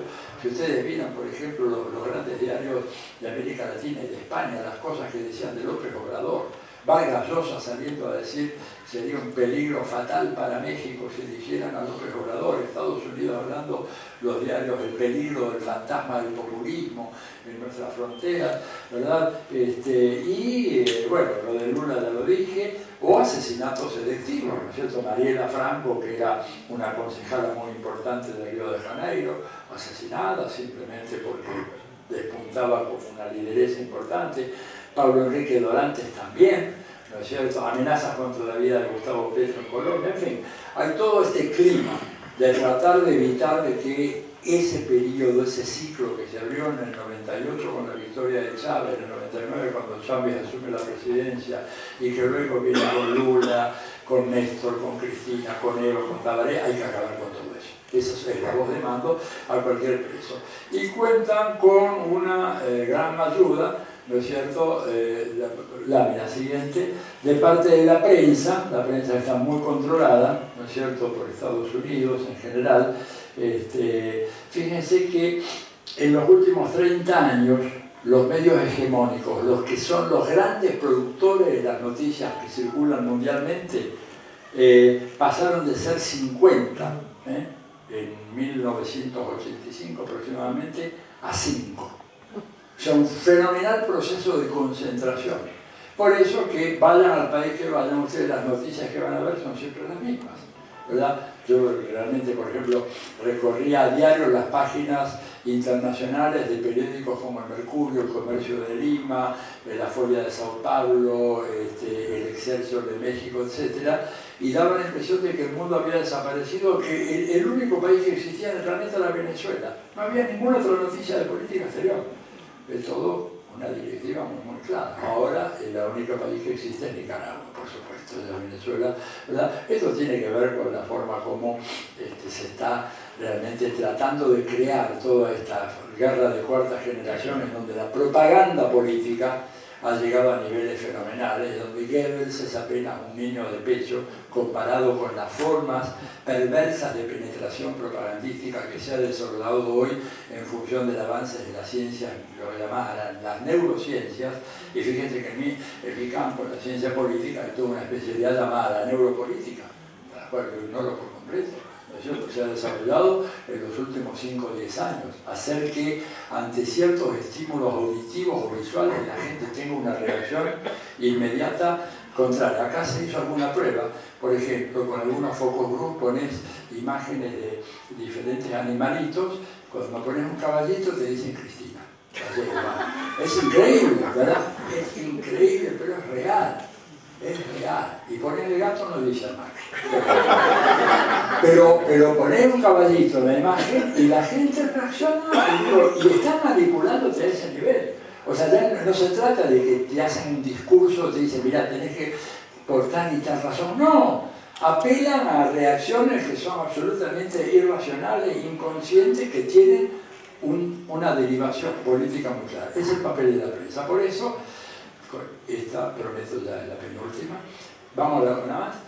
Con varios amigos estamos lanzando una campaña internacional para declarar el 9 de agosto el día de los crímenes contra la humanidad de Estados Unidos. ¿Por qué el 9 de agosto? Bueno, ahí está una de las abogadas de Lula, que es Carola Proner, el otro Chico Buarque, ¿lo conoce? Bueno, ahí Silvio Rodríguez y yo, ¿no es cierto? Con esa campaña, que se lanza ahora el 9 de agosto en Santa Cruz de la Sierra. ¿Por qué esto? Porque realmente el 9 de agosto elegimos ese día porque fue el día en donde Estados Unidos arrojó la segunda bomba atómica en una ciudad absolutamente indefensa como Nagasaki. Y ya habían tirado la primera, el 5, en Hiroshima. Y pese a eso, pese a darse cuenta de los resultados devastadores, arrojaron la segunda, lo cual califica a Estados Unidos como el principal terrorista a nivel mundial, en donde cualquiera de las otras organizaciones, Al-Qaeda, al-Daesh, ISIS, son realmente instancias menores de una vocación terrorista o de imponer, aplicando el terror, digamos, por la fuerza. Entonces lanzamos esta campaña. Va a ser muy duro, pero va a estar el presidente Evo Morales allá en Santa Cruz de la Sierra. Hemos hecho otras invitaciones, no hay muchos presidentes que estén entusiasmados en participar. Estamos viendo si algunos expresidentes y expresidentas pueden venir. Complicado también, o sea, no, estamos recién empezando, pero esta campaña va a durar. Tenemos gente muy valiosa que se ha metido acá y, como dice esta próxima lámina, venceremos, volveremos, aunque el personaje, ¿no es cierto? Winston Churchill, pero él también hablaba de, yo creo que es importante ser conscientes de que se puede prevalecer en esta batalla, que no estamos condenados a vivir en este mundo, que se puede vivir en un mundo mejor. Bueno, la última lámina, por si quieren más información, dejar ahí un ratito, ahí están todos los datos, donde pueden leer las cosas que yo publico, todas las novedades, los análisis, muchas de las cosas que yo digo acá las voy volcando, las voy socializando. Por supuesto, esto, no sé, se puede difundir ahora, va a estar acá en la página web de RCT, y cualquiera de ustedes puede utilizarla, difundirla, divulgarla, es propiedad de todos. Bueno, nada más, y entonces ahora sí,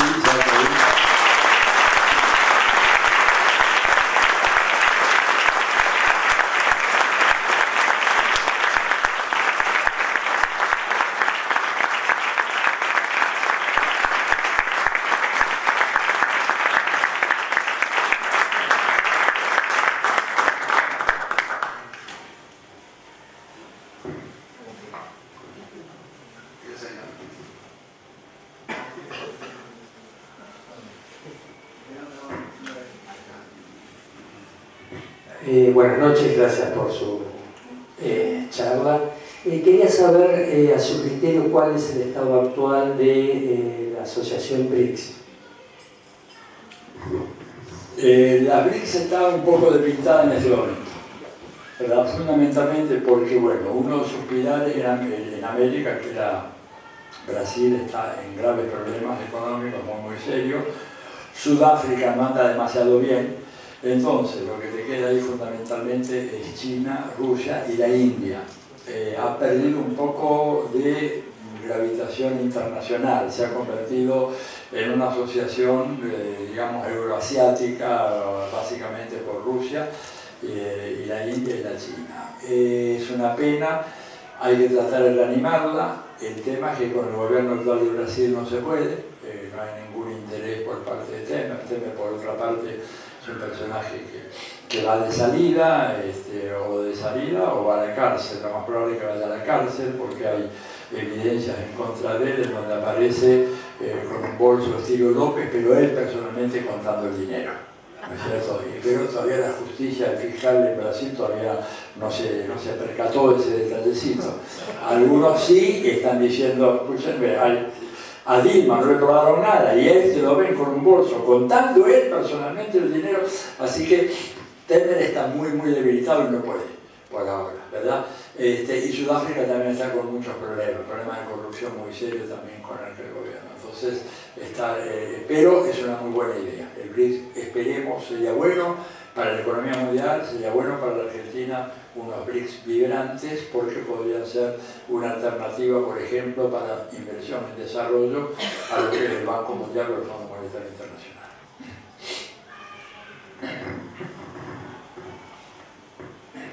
Gracias por la pregunta, además por la Yo quisiera preguntarle, frente a la exposición suya, ¿qué iniciativas concretas se puede realizar siguiendo los consejos del que fue secretario de la Unión Latinoamericana, Ali Rodríguez, que manifestó cuando vino acá que el tema de la Unión Latinoamericana se iba a salvar y se iba a fortalecer si nos dedicábamos, además de la fase explicativa, al tema productivo y de integración productiva, económica en América Latina. ¿Qué se puede hacer?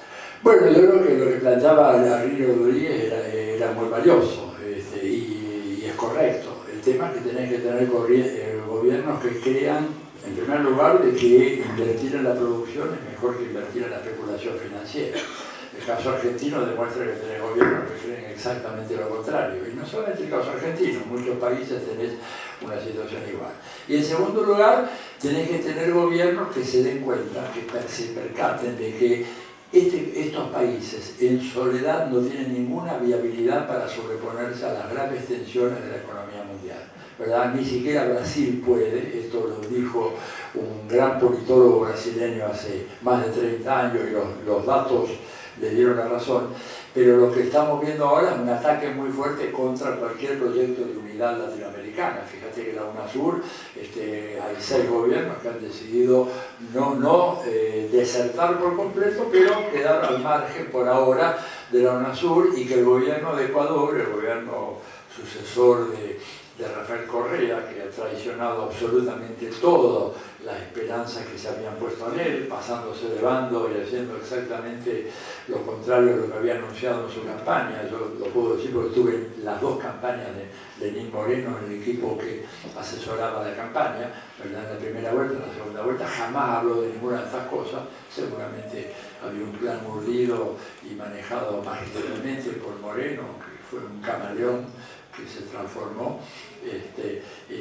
Bueno, Moreno ahora quiere vender o alquilar la sede de la UNASUR, que tiene en su entrada, en el atrio de entrada, hay un gran monumento dedicado a quien fuera su primer secretario general, que fue Néstor Kirchner, y se lo quiere entregar a una supuesta universidad indígena, que no es tal, una universidad privada, que es un negociazo de aquellos, ¿verdad? Lo cual revela cómo ha decaído ese espíritu latinoamericanista. Pero yo diría que no hay que impacientarse. La historia latinoamericana se mueve mucho por ciclos, por oleadas. En este momento hay un reflujo de este impulso latinoamericanista y unitario, y yo creo que esto va a cambiar. La victoria de López Obrador en México es un signo extraordinariamente positivo en esa dirección, pero definitivamente lo que habría que hacer es lo que dijo Ali Rodríguez. La gran riqueza nuestra, él decía, ¿cuál es nuestro punto de ventaja? ¿Desarrollo tecnológico? No. ¿Potencial militar? No. ¿Estrategia geopolítica? Lo que tenemos son recursos naturales. Entonces, aprovechemos los recursos naturales, desarrollemos en función de esos recursos toda la enorme capacidad productiva que tiene América Latina e insertémonos de común acuerdo en el mundo. El problema es que hay un aprendizaje para actuar de común acuerdo. Y pongo un solo ejemplo porque tu pregunta, como la de él, daría para otra exposición de una hora. Cuando los chinos quieren ingresar a la OMC necesitaban el aval de varios países, ¿verdad? Y entonces la diplomacia china se movió con mucha astucia, y en América Latina empezó con México. México, claro, estaba fuera de la UNASUR, fuera del Mercosur. México tuvo que, por supuesto, firmar el aval para el ingreso de Chile a la Organización Mundial del Comercio. Pero cuando llega a América Latina, el chino, que era en ese momento, no me acuerdo el nombre, alguien por ahí me lo va a decir, va primero a Brasil. Y sin ninguna negociación real, y sin pensar en una estrategia de conjunto, Lula firma el acuerdo para que China sea reconocida como economía de mercado ante la OMC. Y después el chino viene a la Argentina, ¿no es cierto? Y Néstor Kirchner, que estaba en el gobierno en ese momento, no tiene más remedio que firmar. Y él le dijo a Lula, pero ¿por qué no hicimos una estrategia común?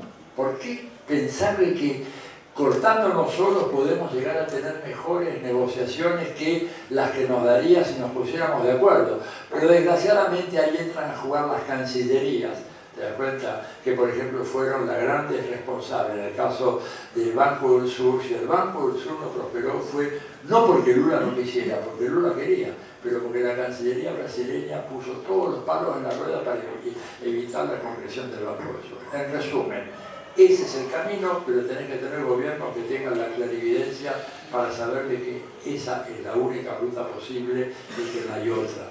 Es la ruta de la unidad de los pueblos de América Latina, la integración económica que nos convertiría en un actor económico de gran gravitación en la medida que estamos integrados. Sin integración no tenemos ningún peso en la economía mundial, o un peso escasísimo. ¿Sí? Hola, hace un ratito mencionabas que a partir de la llegada de Chávez poco a poco fue cambiando todo el panorama político de América Latina, que Estados Unidos había subestimado. Y bueno, rápidamente lo revirtieron. ¿Vos cuáles considerás que fueron las causas de esta derrota continental? Bueno, el primero te diría que no fue tan rápidamente, ¿verdad? Tuvieron que trabajar 16 años, porque desde que Chávez sube a la presidencia en el 99 hasta que se obtiene el primer gran éxito, que es en 2015, que es la derrota de Scioli y después el inicio del juicio político a Dilma, pasaron 16 años. Las causas, bueno, yo creo que ha habido un conjunto de factores que operaron, ¿no es cierto? En primer lugar, yo creo que hubo un error común a todos los gobiernos surgidos al calor de este ciclo progresista, que fue pensar, caer en la tentación de pensar de que bastaba con la expansión del consumo y elevar de vida de las clases populares para lograr ganar su cabeza, su confianza, su lealtad hacia un proyecto de carácter reformista, transformador, diga, si querés, revolucionario. No es así.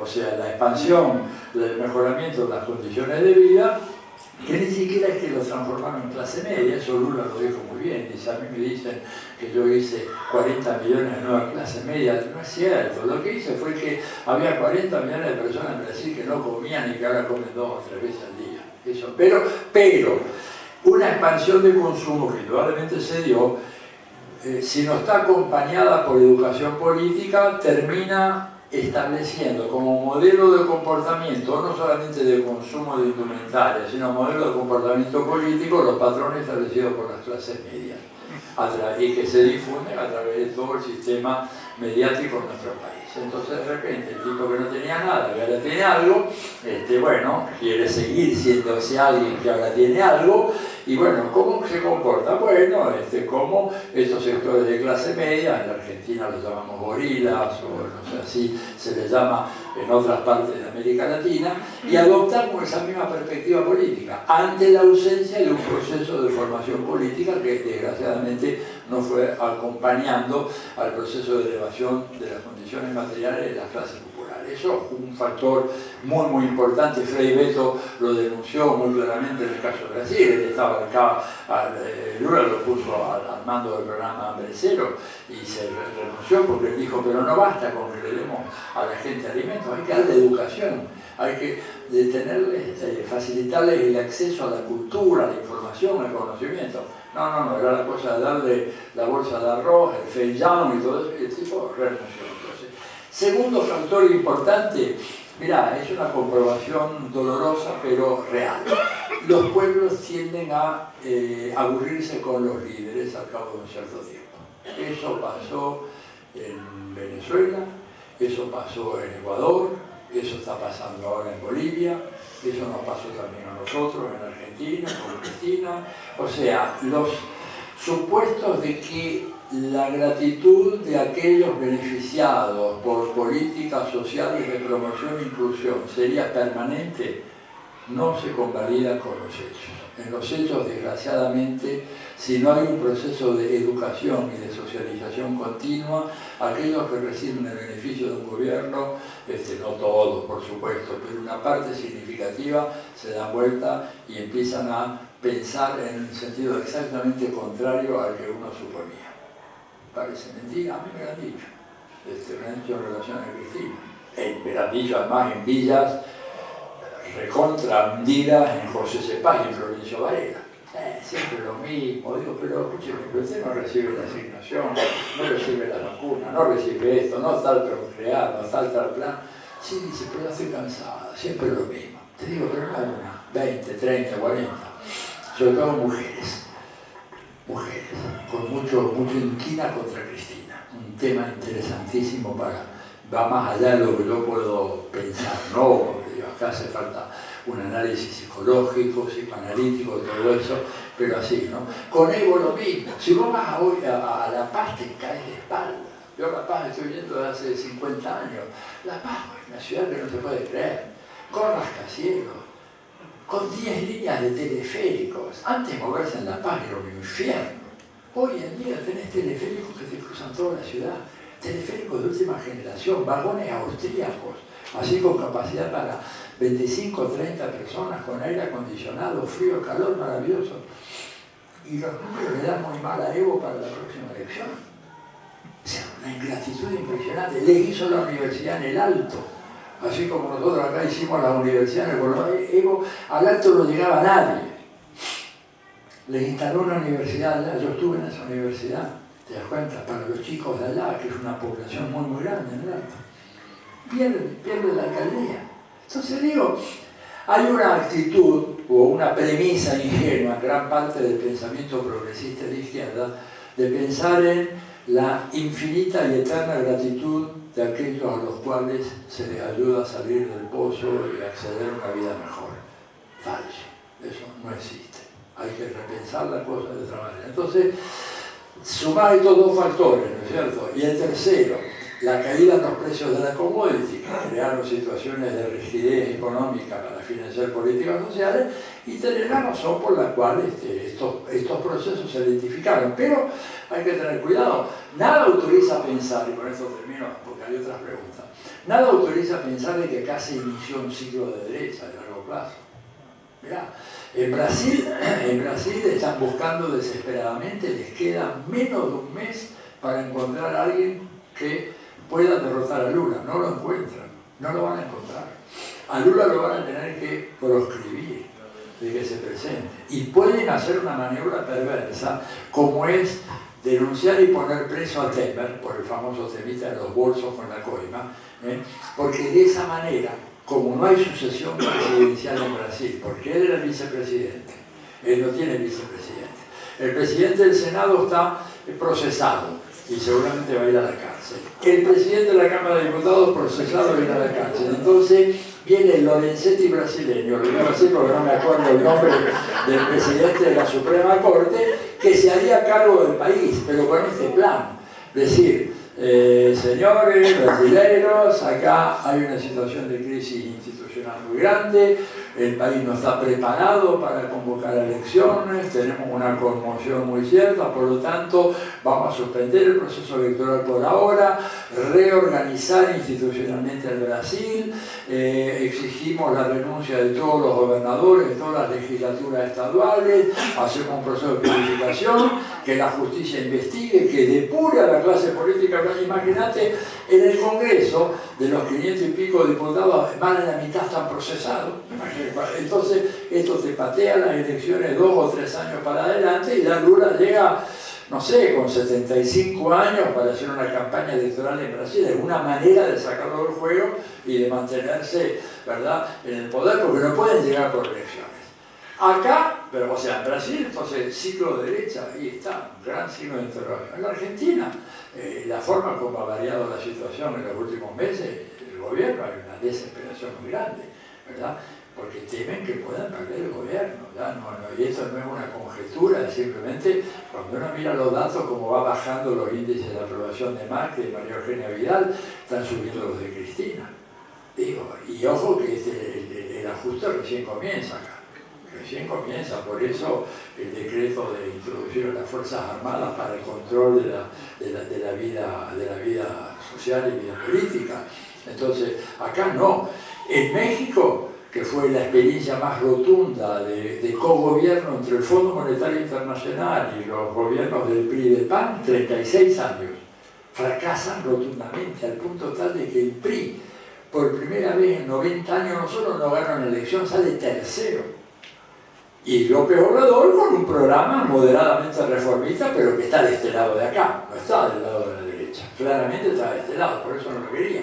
Entonces, no hay un inicio de un ciclo de derecha todavía en América Latina.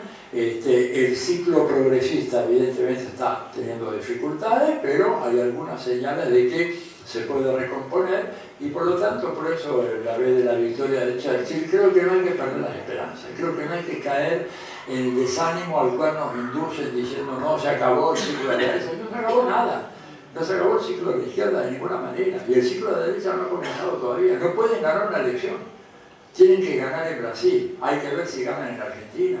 En México tuvieron una derrota resonante. En Colombia, una actuación espectacular del candidato de izquierda, Gustavo Petro, en un país como aquel que es la Argentina de la época de Urquiza y Rosas. Es decir, todavía con un sistema bipartidario como el que había en Argentina en 1840, 1850. Y sin embargo surge una nueva fuerza con 8,5 millones de votos en un país como Colombia, en donde mataban a un candidato por día. Igual que en México, ¿verdad? En esas condiciones, por eso yo tengo, digamos, un cauteloso optimismo de que las cosas en un plazo breve se van a recausar en la dirección correcta. Más preguntas.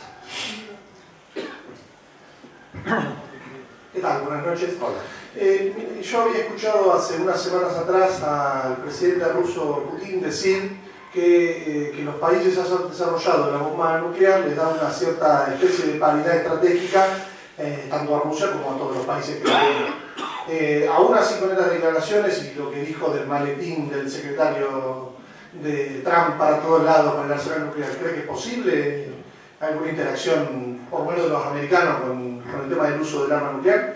Mirá, yo creo que todos son conscientes de que si hay una guerra nuclear no hay ganadores.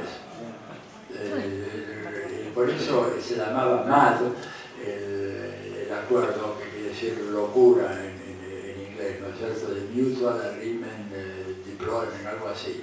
Porque una vez que empezás una guerra nuclear, no es que tirás una bomba y te quedás a mirar qué pasó.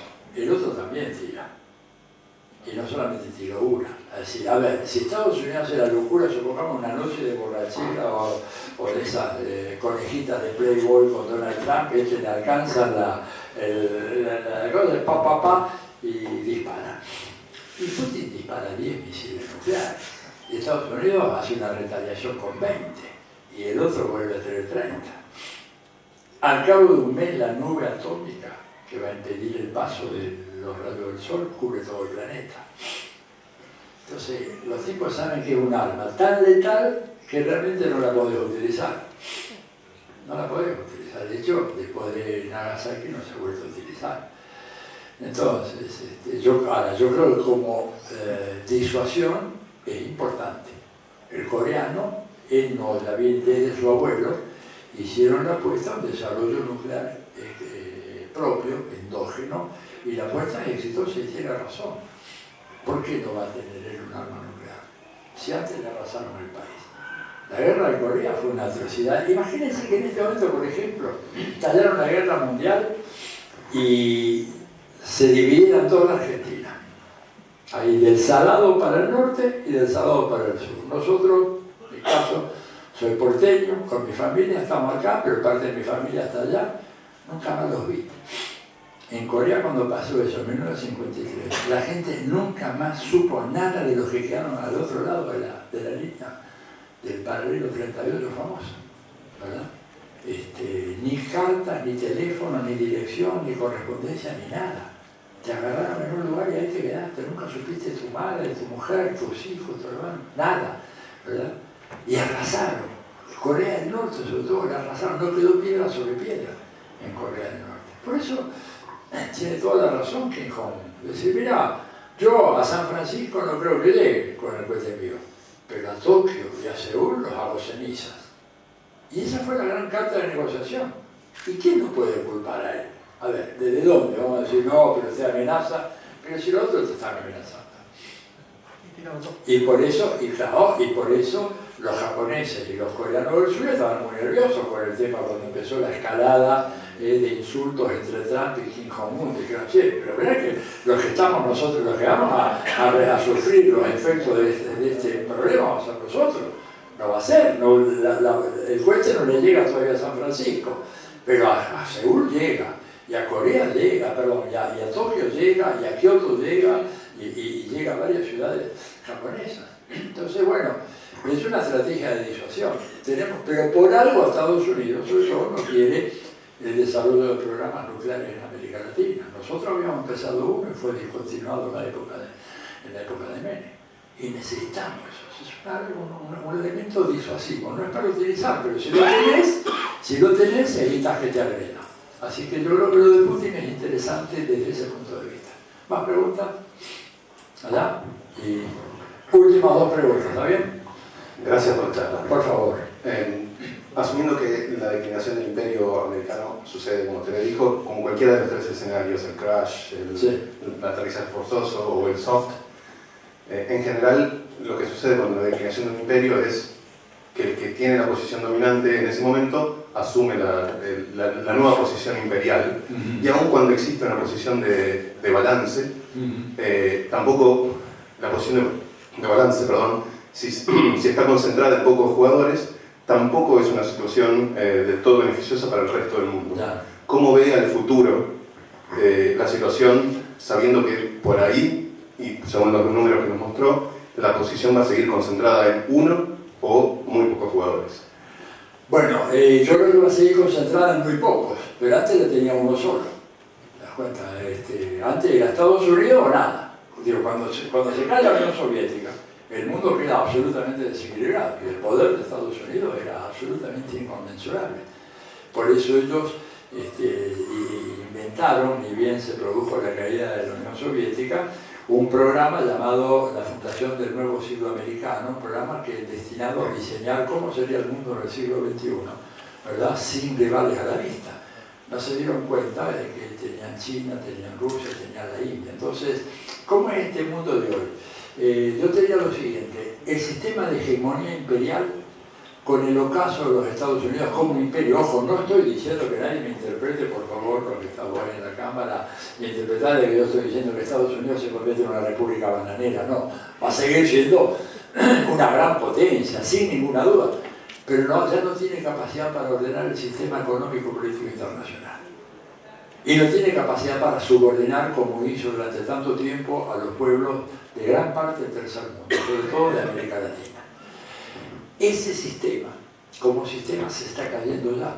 China no va a ocupar el lugar de Estados Unidos, de ninguna manera. Además, los chinos lo saben. Chinos se convierten en la gran potencia económica mundial. Pero China, por ejemplo, no tiene ambiciones hegemónicas en ninguna parte del mundo. Digamos, ¿cuántas bases militares tiene China fuera de China? No tiene ninguna. Absolutamente ninguna. ¿Cuántas tiene Estados Unidos fuera del territorio norteamericano? Según el propio informe del Pentágono, 850, 860. Pero los especialistas americanos te dicen, ojo, que hay más de 100 que aparecen como bases de la DEA o bases de observación ambiental, etcétera, que en realidad son bases militares. Los chinos no tienen ninguna. A ver, algunos me dicen, bueno, pero viene el imperialismo chino a la Argentina, pero en China lo que es un supermercado chino, no hay bases militares. No hay bases militares en China. Y Estados Unidos va a poner algunas bases militares. Ya hay una en Vaca Muerta, ¿verdad? Y hay 3 más en las galeras, esperando, en las gateras, esperando para salir. Entonces, el sistema que se viene, el sistema multipolar para nosotros es mucho más conveniente, porque vos podés negociar con Estados Unidos, pero podés negociar con China, podés negociar con India. Argentina no aprovechó las enormes oportunidades que le ofrece China como socio comercial. Los indios necesitan cualquier cantidad de cosas que produce la Argentina, ¿verdad? Pero nuestra Cancillería es muy deficiente, una de las peores de América Latina, lo digo con responsabilidad. Por algo Néstor decía que había que clausurarla y dinamitarla. Tiene razón. La gran mayoría del personal diplomático, no todos, hay algunas excepciones, pero la gran mayoría es gente que no tiene absolutamente nivel para entender estas cosas, ¿verdad? Entonces, el sistema multipolar para nosotros nos garantiza por lo menos una cierta flexibilidad. Podemos negociar con Estados Unidos, con China, con la India, con Rusia, podemos hacer aviones conjuntos con los rusos, no tenemos por qué armarnos exclusivamente con el material norteamericano, porque Estados Unidos te lo corta en cualquier momento. Cuando ya no le gusta tu cara, no te vende las armas. ¿Qué nos pasó en la guerra de las Malvinas? Con Francia, los Exocet. Si la Argentina hubiera seguido teniendo Exocet, esa guerra se ganaba, por más estúpida que haya sido la iniciativa, criminal, todo lo que vos quieras. Pero Francia te cortó los víveres porque la Unión Europea, apretada por Estados Unidos, le dijo a los franceses, basta de darle armas a la Argentina. Entonces, el hecho de tener un sistema multipolar, bueno, realmente, yo compro esta arma, la compro acá, la compro en Rusia, la compro en China.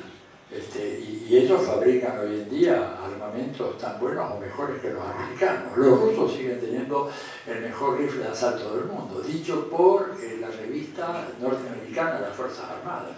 El Kalashnikov ruso sigue siendo un arma absolutamente insuperable.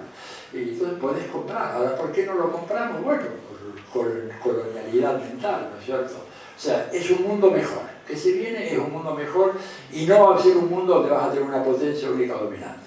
Y eso es una gran noticia ya para nosotros. La última pregunta, vamos. Allá.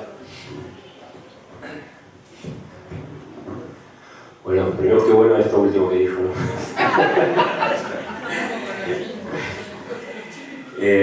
No, volviendo al comienzo de todo, empezó hablando de las características mentales de este personaje de Trump. Me gustaría saber, porque desconozco completamente cuáles son las perspectivas al 2021, termina su mandato. ¿Qué piensan en la política interna de Estados Unidos de cómo sigue esto? Mira, es muy difícil, porque vuelvo a decir, Trump es un tipo que la gran duda es si es loco o se hace un loco, ¿verdad? Ha logrado galvanizar un apoyo popular de base muy importante, que no es nada desdeñable. El Partido Demócrata y el Partido Republicano son impresentables, la verdad, como organizaciones políticas, en más de un sentido. Los demócratas boicotearon la candidatura del único tipo que le ganaba a Trump, que era Bernie Sanders, porque era demasiado rojito para ella. Bernie Sanders es un honesto socialdemócrata. Lo hubiera ganado. Todas las encuestas lo dicen ahora. Y lo decían antes. El único que... El Hillary no la ganaba. A Hillary la gente no la quiere en Estados Unidos, ¿verdad? Entonces, se aprovechó de eso, del desprestigio de esa dirigencia política, para que se den una idea de la distancia enorme que hay entre el pueblo norteamericano y sus representantes. Yo leí un estudio que hace poco salió publicado, no es un estudio, es un informe breve de un estudio, salió publicado en el New York Times, en donde se demuestra que el 52% de todos los senadores y representantes, o sea, diputados de Estados Unidos, son millonarios. O sea, un congreso en donde más de la mitad son millonarios. Y el diario comentaba de que en la población americana el número de millonarios no llega ni siquiera a la mitad del 1%. Entonces, ¿qué clase de gobierno representativo es ese? En donde los que hacen las leyes configuran una fracción del 0.5% de la sociedad norteamericana, pero que en el Congreso son el 52%. Trump se aprovecha de todo eso. Por eso cuando denuncia a esos tipos, y dice, son inmorales, la mayoría de ellos ganaron dinero estafando al Estado, con obras públicas, cosas por el estilo, lo que hemos escuchado acá, ¿no es cierto?, sobre Calcaterra, etc. Y gracias a él nos dice, yo lo gané con mis inversiones. Y yo no le pido plata a nadie, ellos le están pidiendo plata a todas las empresas para Hillary, no le decía para ganar, y después si Hillary gana va a tener que pagar. Yo no. Entonces él se ganó el apoyo de un sector que tiene un profundo desprecio por la clase política norteamericana, se ganó el respaldo de los sectores de derecha, ¿verdad? Pero se ganó sorprendentemente el respaldo de 2/3 de las mujeres con educación universitaria en Estados Unidos, que fue el dato disonante de todo esto. O sea, mujeres que terminaron estudios universitarios en Estados Unidos, 2 de cada 3 votaron por Trump. ¿Qué tendrá el petizo, como se decía en la época de Menem? No sé, pero digamos, es un dato anómalo. Un dato que a mí no me cierra por ningún lado, pero es un dato que está confirmado en el estudio de opinión. Vaya a saber qué cosa hay ahí. Entonces, perspectivas para él. Va a depender mucho qué pase ahora en estas elecciones de noviembre. Se renuevan las ambas cámaras, se renueva la totalidad de la Cámara Baja, de la Cámara de Representantes y la parte del Senado, algunas gobernaciones. Su nivel de popularidad no es alto, pero es un tremendo, como se llama, political campaigner, o sea, un tipo que hace campaña política. Es impresionante.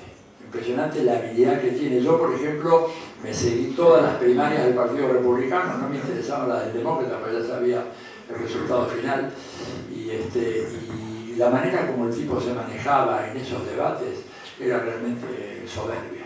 Entonces, por eso digo yo, cuando dices un loco, a mí me da mala espina. Acá hay algo más que locura, un tipo que tiene una habilidad muy especial, una capacidad de transmitir muy clara. Por ejemplo, en las redes sociales se manejó con una enorme soltura, lo hizo un equipo, le sacó 5 millones de ventaja en el Facebook a Hillary Clinton. Digo, se dice fácil, pero hay que sacarle 5 millones de ventaja. Y Hillary tenía un equipo, y prácticamente lo hacía por su cuenta porque no le da bola a nadie. Ese es el tema, lo que desespera un poco al establishment norteamericano es que este tipo no escucha a nadie. No escucha a nadie, cuando no le gusta lo echa. A Tillerson, que era el CEO de la Exxon, no sé qué digo, fue para afuera, lo metió a Pompeo, y Pompeo, si dice algo que no le gusta, lo raja así. O sea, personajes muy, muy difíciles de encuadrar. Pero yo creo que tiene chances buenas de reelegirse. Y no me sorprendería un giro en su política exterior, porque las relaciones que está teniendo con Rusia son bien interesantes.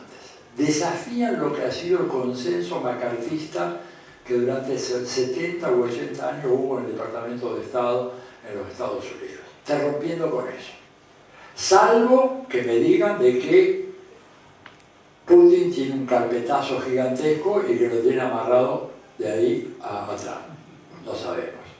Pero lo cierto es que la política que está llevando con Rusia es muy inteligente, y es muy inteligente incluso para Estados Unidos. Cosa que el macartismo cerril del establishment norteamericano no se da cuenta. Porque para ellos un enfrentamiento con Rusia es pura derrota. Porque Rusia está en el corazón de Eurasia, punto.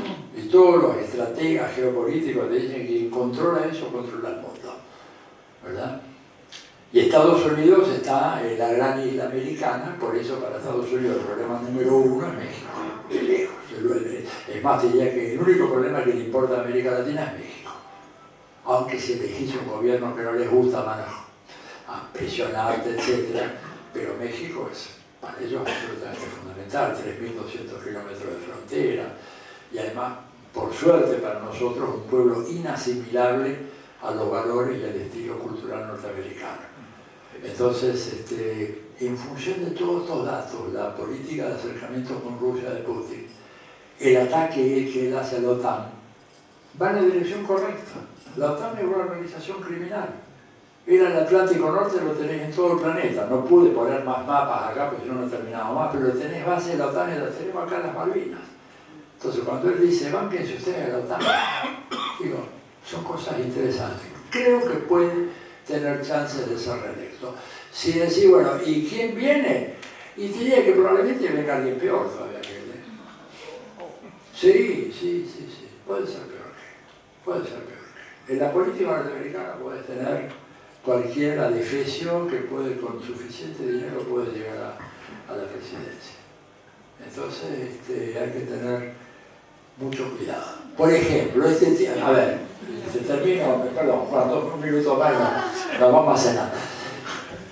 Hillary Clinton es una empleada del complejo militar industrial. Absolutamente. No es un empleado del complejo militar industrial. Tiene un perfil propio, una opción propia. Entonces, en Estados Unidos y para la seguridad del mundo, tener una persona como Hillary Clinton, que es la empleada del complejo militar industrial, es un peligro gravísimo. También es un peligro por lo impredecible, por lo alocado que es, pero de repente va y le dice, lo invita a Putin, venía a casa. Digo, para el presidente americano, invitar a un premier o a un presidente ruso o de la época soviética a venir a Estados Unidos, tenía que remarla y lo hace. Entonces digo, por supuesto a mí el personaje me desagrada profundamente, pero el objetivo no es ver si me agrada o no a mí, sino en el juego de la política mundial, qué puertas abre y qué puertas cierra. Vamos a ver qué pasa. Lo que ha hecho con Corea del Norte hasta ahora es muy interesante. Lo que ha hecho con Rusia es muy interesante. Lo que ha hecho con los europeos también es muy interesante. Les dijo la verdad, ustedes son recontra proteccionistas. Y yo voy a hacer lo mismo que ustedes ahora. Tienen razón. ¿Quién le puede discutir eso? Nosotros en Argentina padecemos el proteccionismo europeo. Digo, entonces hay que ser muy cuidadoso con esto. Independientemente del personaje homofóbico, misógino, etc., pero las cosas que ha hecho hasta ahora han abierto una serie de posibilidades en la política internacional, disminuyendo el riesgo de un conflicto con Corea del Norte, que había sido acrecentado en la época de Obama, disminuyendo la potencialidad de un conflicto con Rusia, que Obama, que era el progre, Obama era el progre, pero fue el presidente que más indocumentados deportó en la historia de los Estados Unidos. ¿Por qué? Porque Obama también era un peón del complejo militar industrial, que le perdonaron la vida para que hiciera lo que tenía que hacer. Es más, algunos amigos míos, colegas americanos, sorprendidos, porque él, por ejemplo, Obama era profesor de Derecho Constitucional en Harvard y fue un tipo que sabe muy bien de Derecho y todo lo demás, le dijeron, Obama está amenazado de muerte.